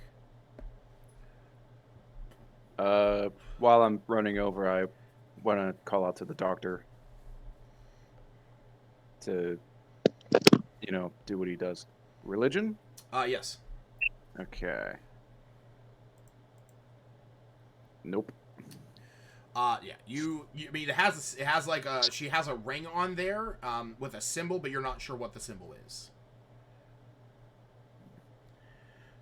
Do you head over there to help him, Doc? Sure. I said, help him. Oh, them. Yes. Oh. It sounds too similar to him. It did. I do. Him. Yeah. Are you heading over there, Doc? I said yes. Oh, okay, cool. Then here. Okay. What is Groff, Urard, and Smith doing at this time? I know what Wu is doing. Is he currently grappling a tyke? Yeah, boy. I imagine the tyke's like trying to scratch his face. The tyke is currently has a rope tied around its neck, and it is because that's what Wu was doing, and you can hear these shrill little cries and shouts that it's doing as it's trying to cut away at the rope, and it's starting to gnaw and bite at the rope. Wu, I think you'd better get Yorad handle this. He's better with animals. You can help me with this, but I want it. This is mine. This is mine? No, I think you just fucking let it go. Fuck you. You don't get to claim that thing as yours. Want it with the group, because if it just notifies other Yetis of our presence by screaming. Yeah, exactly. Fuck you. What the Jesus. Is Doc coming out strong for animals' rights. I was gonna say. I I was gonna say the doc over there is voicing mighty opinions. I'm all for befriending animals and having them with the group, but I think this one's a bit out of our criteria. Well, I mean, you're right. It could be handy to have something that could blend in with the snow.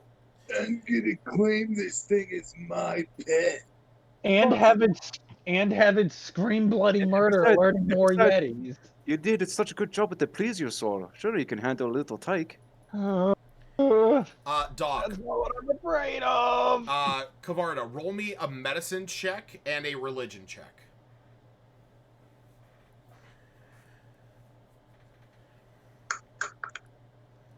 Medicine, 20. Okay. And religion.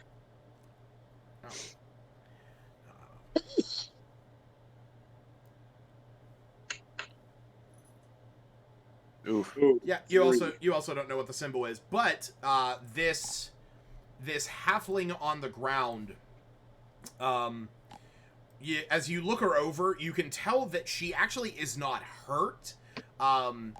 It seems as if she has been able to sort of stave off any major damage that's been done to her in all of this. But you can tell that she is just exhausted. For what it is, she has 3 levels of exhaustion from what you're able, Ooh. quantify it. All right, just take it easy. Is she conscious? Yes. Yes, she is. Because she was screaming the entire time. Oh, right. Well, I didn't know if she fell unconscious Yeah. since then. Okay. I guess I'll try using animal handling on the tyke that's currently being grappled. Okay. Whenever we get to that. Yep. Yeah, we'll say the halfling. You know, as you're saying this, she's like, "Oh my god, thank you, thank you." It's all right. Are you Perulu? I am Perulu Fish Fingers.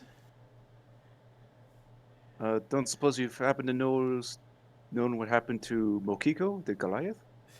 Mokingo's dead. Oh, I was afraid of that. You see her eyes tears up. I watched the whole thing. There. We got you're in good hands now, and I'll like rub her hand with prestidigitation. He was my friend. All he wanted was to prove himself as a warrior. And he did, because he managed to keep you alive. I don't even know what happened to the other one. Asterix. When it all happened, and Garrett threw the thing away, but not before the other one came out of the cave. I don't know what happened to her. I don't know if she escaped.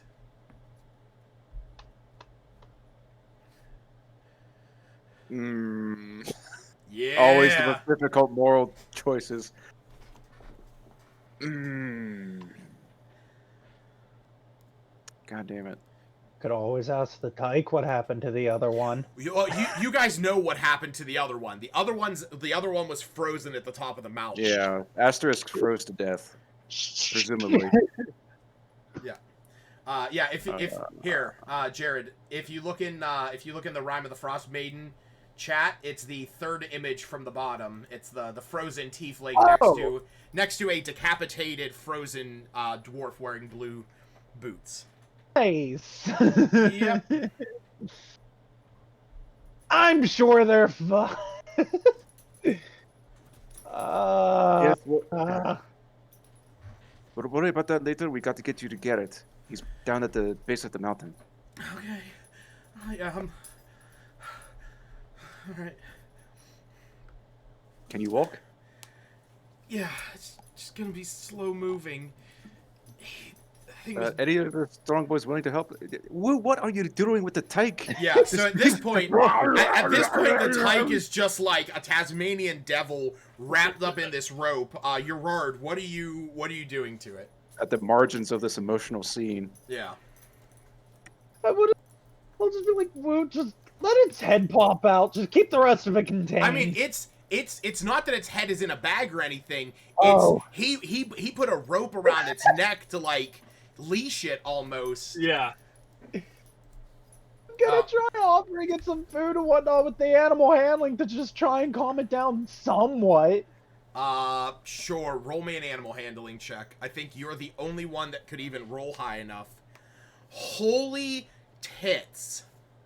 Did I roll high Are enough? you kidding me? Take. Okay. So, what were you doing? Notice that this is like the first roll Jared makes with his own character, like after. I know, right? What the fuck, okay. I mean, I guess it was the death saving throw first, but you know. I'm more or less just gonna hold out some food to it and whatnot, and I guess for the sake of argument, since I can use it at will to justify the roll, I'll say I use speak with animals, so I can essentially just kind of talk to it as well, saying, listen, I know everything that happened is really bad and so forth, and I am greatly sorry for what we had to do, but as you saw, I was almost killed as well, and I'm just trying to like give it some food, calm it down best I can. I'm your parent now. I'm your daddy, man. Yeah, it's like still struggling at. Wait, did you say you take the rope off, or is it still tied up? I didn't take the rope off. Okay. I would assume it's still tied up for now. Yeah. Baby step. As it's like, as it's still trying to, get out of this thing, gnawing at the rope and trying to tear at it, it's just shouting, "You killed my parents! You killed them!" And your parents almost killed me, so... You didn't have to come in here! Listen to me. Why did you The kill dark them? elf, the dark elf king Tyrannus did this. Tyrannus. If you come and seek revenge. Listen, Ooh, that's a good ploy. Listen, none of this would have happened. We would have never had to come up the mountains if we didn't have to... If the land didn't fall into darkness and ruin. What does that mean?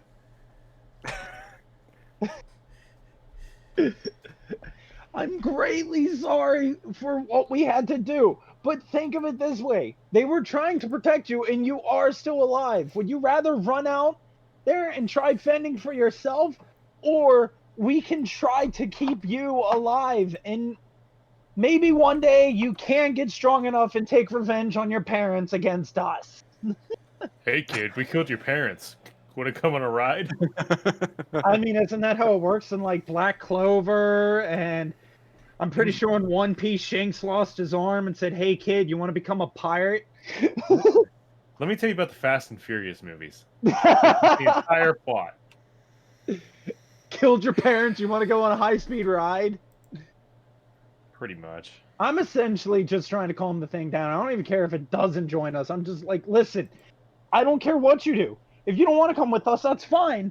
Just calm down, or else the man that's currently holding you in the robe will turn you into your parents.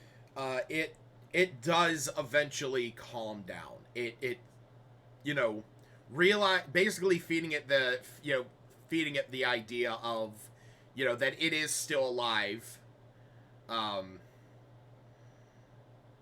Yeah. That's what sort of calms it down. So it is not kicking, screaming, and shouting right now. Woo, can you please take the rope off of around its neck? Okay. And so before I do take the rope off the neck, I am going to put out like 2 pounds of cat meat.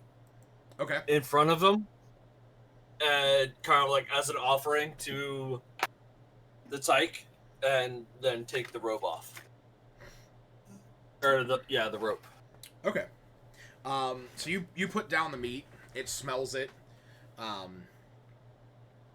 And it as soon as you get this off of there, it grabs a handful of the meat and it climbs up onto this platform up here.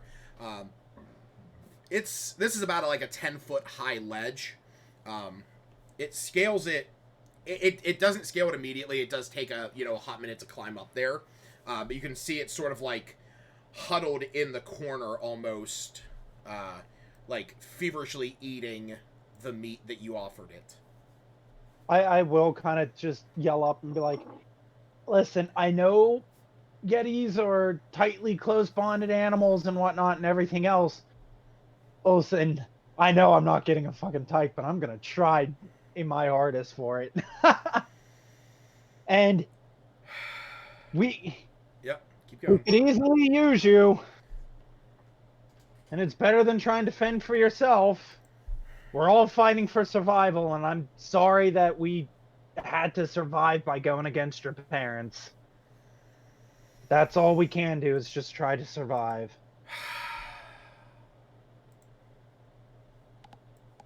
And I yell at Gerard that we have more meat where that came from if it wants to come with us. You need to take the anime approach. You need to be like, imagine how strong we were to take down your parents. Now, if you come with us, you'd be even stronger. We'll train you. You'll become stronger. Jared. Have you ever seen a Yeti at peak performance? Roll me a d4. Oh boy. That's a 4. Highest I can roll. You know why I had you roll that? because it's going to determine how badly I get beaten. Do you know what the DC to try and convince this thing that, like, you know, hey, maybe we're not so bad, even though we just murdered your parents, you know, in cold blood, literally. I'm assuming very high, and I rolled a 22 the first time around. You rolled a 22 animal handling check, and I had forgotten to tell you because as a mark of handling human, you get to add your intuition die to animal handling checks, which is a D4. Oh, so I got a 26. The DC was 25. Literally no one but you rolling a nat 20 could have ever gotten it. And you son of a bitch. You earned it, buddy. All All I gotta say is thank God Jared was here for that roll, or else Lucas would have fucked it up. Hold on, I want to see what it would have been if it was me. All right, Lucas. If it was you rolling, what would it be? Yep. See. That plus a D4.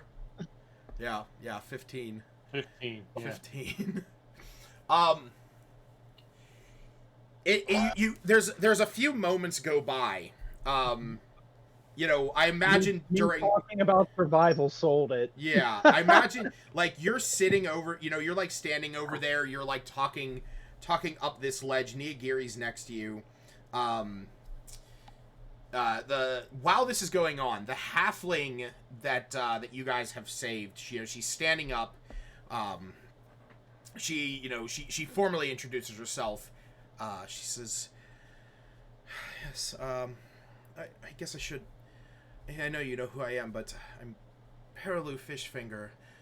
I'm an acolyte of Yolanda. Which, if anyone wants to roll a religion check to see if they know who that is." Choose the category. What the Head. fuck, Justin? Yeti tyke. Add. I mean, that would be a 14 there, Justin. What would be a 14? I mean, technically, you rolled a 14. Yeah, so Groff and Kyra, you guys are aware that Yolanda is the, Yolanda is famed as the creator of all halflings, and not only the matriarch of, matriarch of not only the halfling pantheon, but of literally the entirety of the race. So she's kind of like the, oh, what the fuck is it? Sylvanas? From Warcraft? No. It's, oh god, what's the fuck is his name? Who's the leader of the Silverin? No, Coralon. Coralon Lotharian. So a lot like Coralon, who is the patron of all, who is the god of gods in elves, kind of like Odin is the god of all gods in Norse. Yolanda is the god of all gods in the halfling pantheon. Her symbol is that of a cornucopia. I'm guessing that's similar to the ring she's wearing. That is the ring that she is wearing. It is that symbol. So, which I will say, how religious is Groff? Not terribly. Okay. I don't believe. I'll just say that while you're not terribly religious, you do know that you know, at least from some of the stories that you heard, you know, in your 223 years, that the clerics and followers of Yolanda had a decent relationship with the followers of Moradin, who is the god of gods. He's the chief deity of the Dwarven pantheon. The hobbits are going to Isengard? Hobbits are going to Isengard. To Isengard. To Isengard.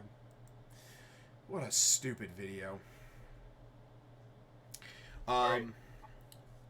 So, Well, that conversation is going on. Does anyone else do anything before I move on to what I have in mind? I want to pull Wu aside and whisper to him, "Hey, listen, Wu, could you do me a favor?" He'll look over and be like, "Yeah, what's up?" I noticed you like to take meats and skins of creatures we've killed. Would you mind taking some pelts of the Yetis that we've killed? I could do that for you. Oh, thank you much. I was talking to the tailor in Torgos, and he said if we got some Yeti pelts, he'd be able to help me craft a new cloak that will help enable better flight. So I'd appreciate that. Wow. Wu will kind of just nod and be like, "Okay," and we'll go over. Kind of, he'll ask, how much pelt she'll need. That is something I did not write down if it was mentioned. Enough. You need enough. What does that mean? I don't know. So, Because I alright, think well, Lucas had a thought of how much. I mean, all right, I'll say. I'll skin both of them to try to get. I'll enough. say you at least need one good full-size Yeti pelt because you're basically making a jacket as well as like covers for the backs of your wings. So, That makes sense. Wu, go ahead and roll me a survival check. Well, I'm not exactly sure, but I figured one good one ought to do it. So, Lucas, should I add this Yeti tyke to my collection of teeth? Ooh. I'll say that with that, Wu, you are able to get some off of this Yeti. It is just that with the amount of slashes and gashes you put into it, it is definitely not the best quality. Alright.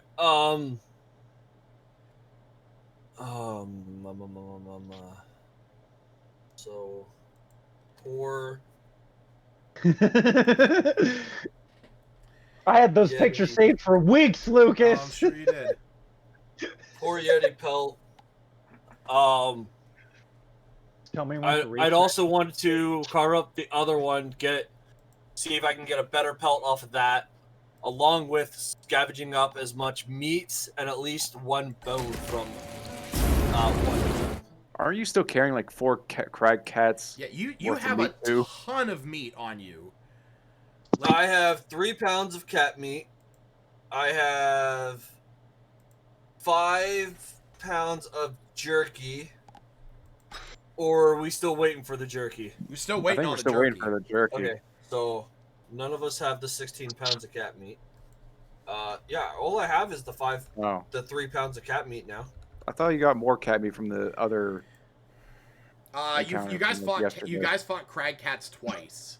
Right. I thought you got a shit ton of meat for the second time too. I love the defeat and the depression as you message me going, reload your page. Mm. Well, there it is, guys. If I had, I did not write it down. All right. You can always watch through the live streams. See how much I said because I honestly don't remember the exact number. Yeah, because I know the first time. Well, maybe that was the 16 pounds the first time. The 5 was the second time. That sounds about right. Yeah, let's go. Because it was Justin, myself, and Kavarda who got cat meat. So yeah, I'll say if somebody else wants to haul it for you, you can definitely try to harvest some meat. I'll just need another survival check. This is going to be for the pelt. Don't know if you want to maybe give him Bardic Inspiration, Kyra. Sorry, what was that? I didn't know if you maybe wanted to give him Bardic Inspiration as he's seemingly helping you. Yeah, might as well. I'll play a nice skinning tune. Nice skinning tune. Roll an extra d6 there, Wu. 13. Yeah. 15. Okay. I'll say that with the pieces that you were able to get from the first one and the pieces that you're able to get from this one, there is enough there to suffice for that which Kyra is seeking. What's Better. appreciated? What's appreciated? Yeti pill. I am going to say, though, that you are able to get 3 pounds of Yeti meat off of these because you were mostly focused on the pelts. Actually, you know what? Okay, I'll give you 4 pounds. I'm gonna be nice today. Oh yeah. So, I mean, technically, you do have. I mean, you have the. So wait, you have like 21 pounds. I think. Are you getting these bodies up in front of the little kid? Out of curiosity. Kyra doesn't know anything about that. She just s- assumes Yeah. whatever. So He doesn't assume emotional intelligence in a Yeti tyke. Aaron. Yeah. What I'm gonna do is, if you reload your character sheet, I'm adding an item called mixed meats, so that this way you can put the weight override on there. So currently you have 25 pounds of mixed meats. So that this way, No. God. I thought you had 16. No, yeah. that was a group combination Oh, between okay. Justin, myself, and Kavar. How much do you have right now? Well, with that 16 being turned into jerky, Yeah. I only have 7. Okay. So, yeah, when you reload your page, you'll see that you have an item called Mixed Meats that you can go in and you can edit it for notes to give you, like, different descriptions. But the main thing that I'm concerned about is the weight override. So just keep that updated so this way you know, this way I can always check in and see what you're at. What is it called? Mixed Meats. It's right above your offhand saber. Lucas, we fucked up. Why? Yeti Tykes understands Yeti, but it cannot speak. This one can. Oh, there it is. For the sake of plot purposes, this one was just old enough to learn simple words. Understands Yeti. Me and the Yeti tyke are gonna bond over Evanescence because he's about that age. You know what? Yeah, So then you saw can't that, use. Lucas. So you can't use speak with animals with creatures that You can't can, speak? but it would just be essentially So they basically, wouldn't respond. If I recall, let me look at that. You gain the ability to comprehend and verbally communicate with beasts Yeah. for the duration. The knowledge and awareness of many beasts is limited by their intelligence, but at a minimum, beasts can give you information about nearby locations of monsters, including whatever they can perceive or have perceived within the past day. You might be able. So here's the argument. Here's the argument that I will give to you. would speak with animals override that? No, Because after reading that, speak with animals specifically says with beasts. That's true. A Yeti tyke is a monstrosity. that is true. But because I have already played through this plot line, here's what I'm going to say. Sacrifice one of your spell slots. Okay. That is going to Forever. No. That That'll is count for beast bond. that is good. Well, no, that is going to count for we'll say that that's going to count. Yeah, you know what? Well, no, cuz beast bond technically only works on creatures that have a 4 intelligence or lower. This thing has a 6. So the only other thing I could say, it's not unless you Calm consider emotions. human. Calm emotions. Calm emotions. So I'm going to give you that. Okay. That you were able to calm it, you were able to use animal friendship or animal handling, but I'm chalking a lot of it up to the fact that within the past day, you have been given almost like an unknown blessing, known as the DM's fuck up, but also known as the blessing of Calyrex, where I will establish this. Anytime that you have communications with Calyrex for the next 24 hours, your speak with animals, beast bond, calm emotions, and animal friendship can extend to not only beasts, but to any kind of like... I think the only things that I'm not going to say that it would go towards is going to be aberrations, celestials, constructs, elementals, fiends, oozes, undead, and giants. So, which is understandable. Dragons are still on the table. So that means beasts, dragons, fae, monstrosities, and plants. What about oozes? Not oozes. Damn. There are gummy bear oozes in the companion book. In the companion book. But no. Okay. Yes. So I will say. Is that how we're going to argue it? Because we fucked that up. Yes. Because that is entirely my mistake. Yeah. We will call that the blessing of Calyrex, where basically when you see him, you have an almost touched appearance. When it comes to creatures that could be companions, basically. Okay. And yes, I mean, because I was going to say, the only other thing we can justify is even without the animals speak, I still rolled a 26 without speak with animals, and I just justified the 26 by using speak with animals. Yes, so I'm perfectly fine with that. So as this is all going on, the tyke comes around, and it sort of looks down at you, and with the telepathic bond from Beast Bond, it sort of looks at you and it says, you know, my parents were trying to protect me, but I don't know what else I have. You got us now. I'll try protecting you to the best of my abilities as well. Like I said, it's survival of the fittest out there. We killed your parents, but we'll protect you.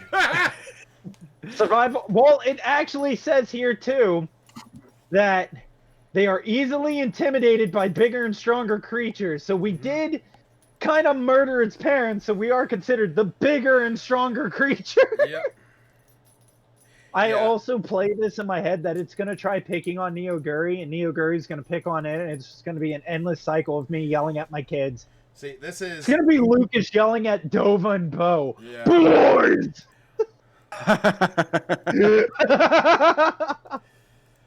Go! This is probably my favorite part of its description. A cowed Yeti type can be controlled, at least for a while, but raising one to be anything other than a savage, flesh-eating predator is incredibly difficult. Yes. Though not impossible. All right. That's why I just assume maybe if I just have it eat other creatures, I can keep it at bay. Maybe. All right. Worst case scenario, we're forced to murder the tyke. No. So with that, it like slowly and sheepishly like climbs down, and it goes over and it picks up a piece of the crag cat meat that's still on the ground, as it just sort of like huddles behind your leg. And when it sees the rope that was on the ground, did Wu take his rope back? Yes, okay, yes. Okay. Woo would have. Okay, and he sort of like looks around, and you hear, you know, right as your okay, I guess your beast bond would still be good for 10 minutes. He just says as he's eating it, he says, "I just don't like the one that tried to choke me." If it makes you feel any better, he's an odd one, and we all just kind of keep our distance.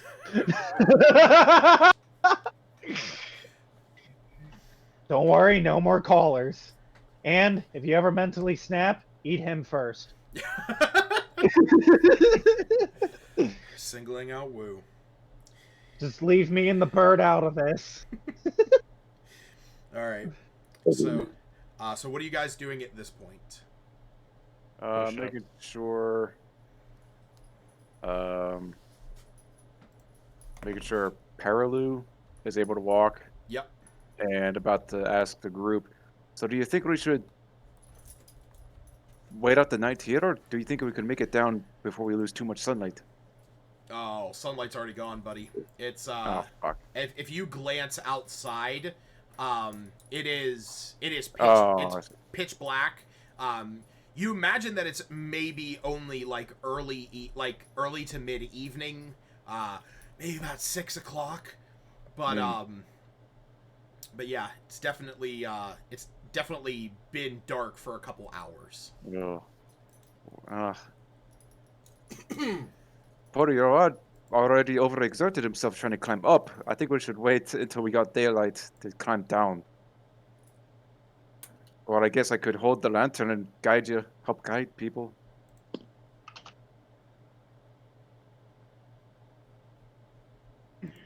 Sorry, where are we going? Debating whether we're descending the mountain at night, because we did have to climb up a cliff face. And Kyra's bringing up the point that Urod already overexerted himself trying to get up here, so she's thinking of maybe it's a better idea to wait until sunlight. Yeah. So how long did it take us to ascend the mountain in the first place? Well, it took us because we were doing extra safe. We did like 4 hours or something. It took us like all day. Yeah, all day. Basically, and there's like 4 hours of daylight a day, right?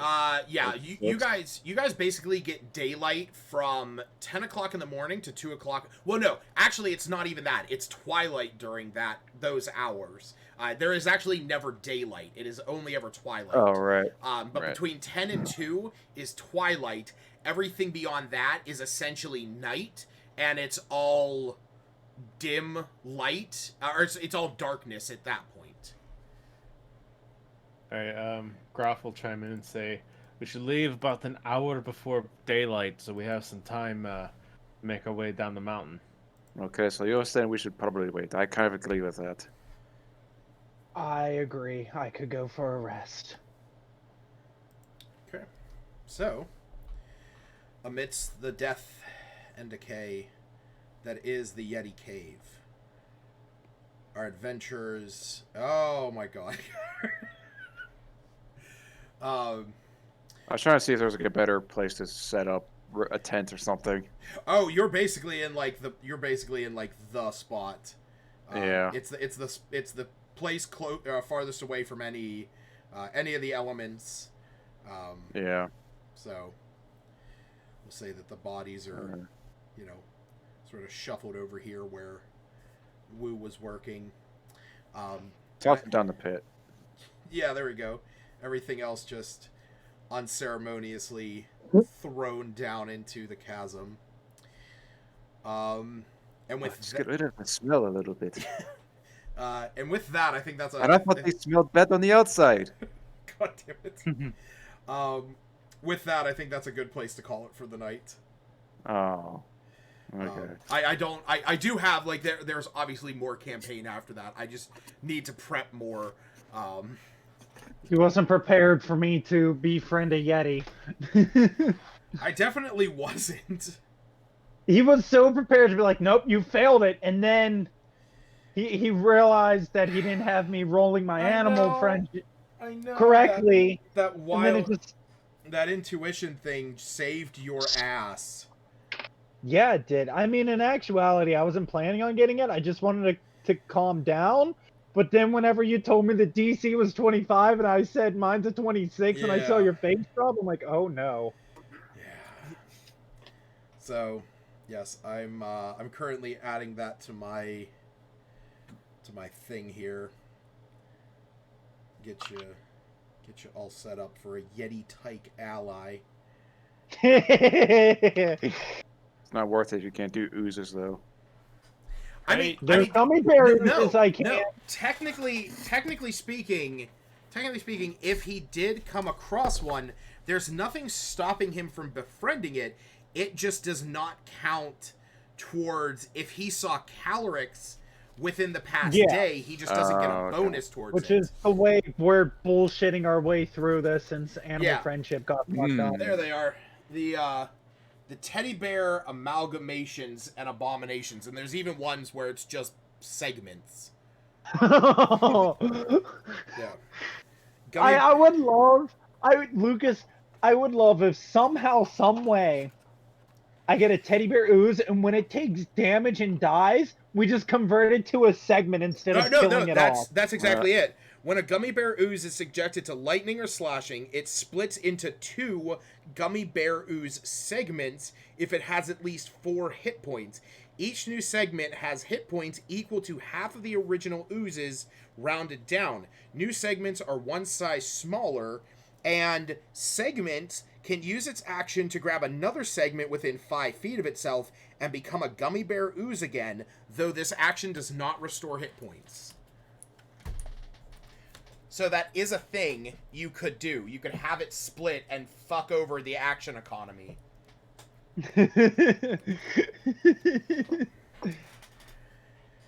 Which, what, it's session 6 and you now have 3 fucking companions. So, Well, Neoguri goes on the same turn as me. Essentially, I only have 2 more additional acts. Yes, you do have 2 that you can use as... Flying Snake is through connections, which I don't think I can create a stronger bond with, I think we said, if I recall. Or I don't have...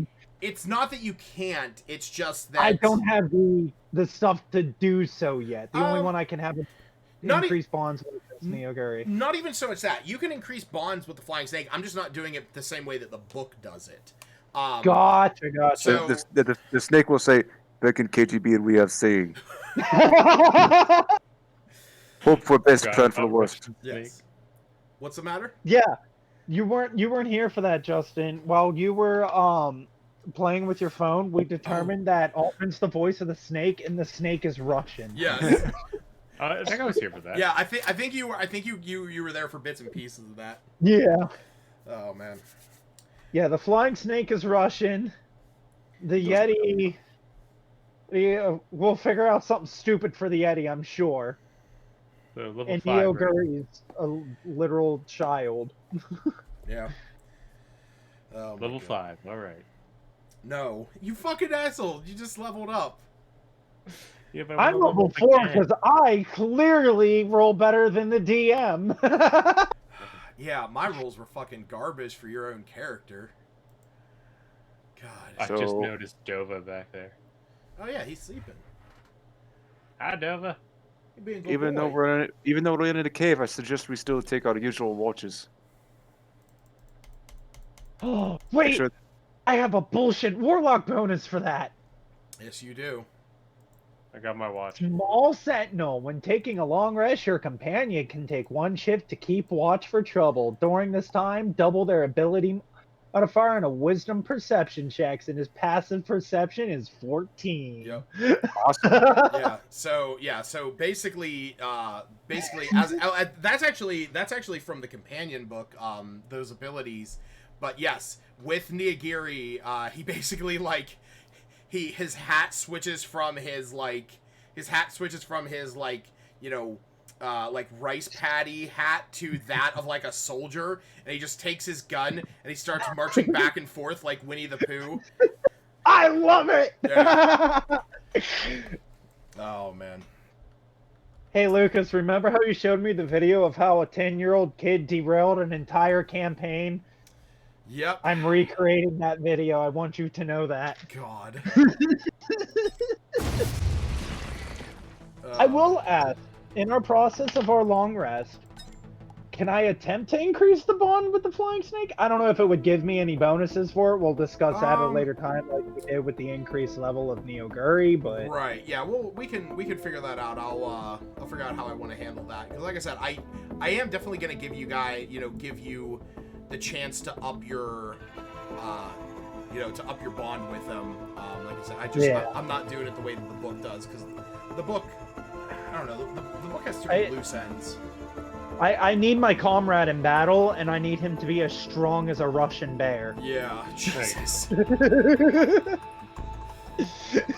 Oh my god. Yeah, a flying snake that can bite and devour somebody in a single strike. I have to, yeah, I'll put together a new character stat block for him and for the Yeti. This way I can continue continue editing them as I go along. I'm just remembering that bee-free video, the butter-free video I sent you. Which one was that? The buffed up butterfree. Oh my with the- god! Yes, I do remember that. Oh god. Alright, Let's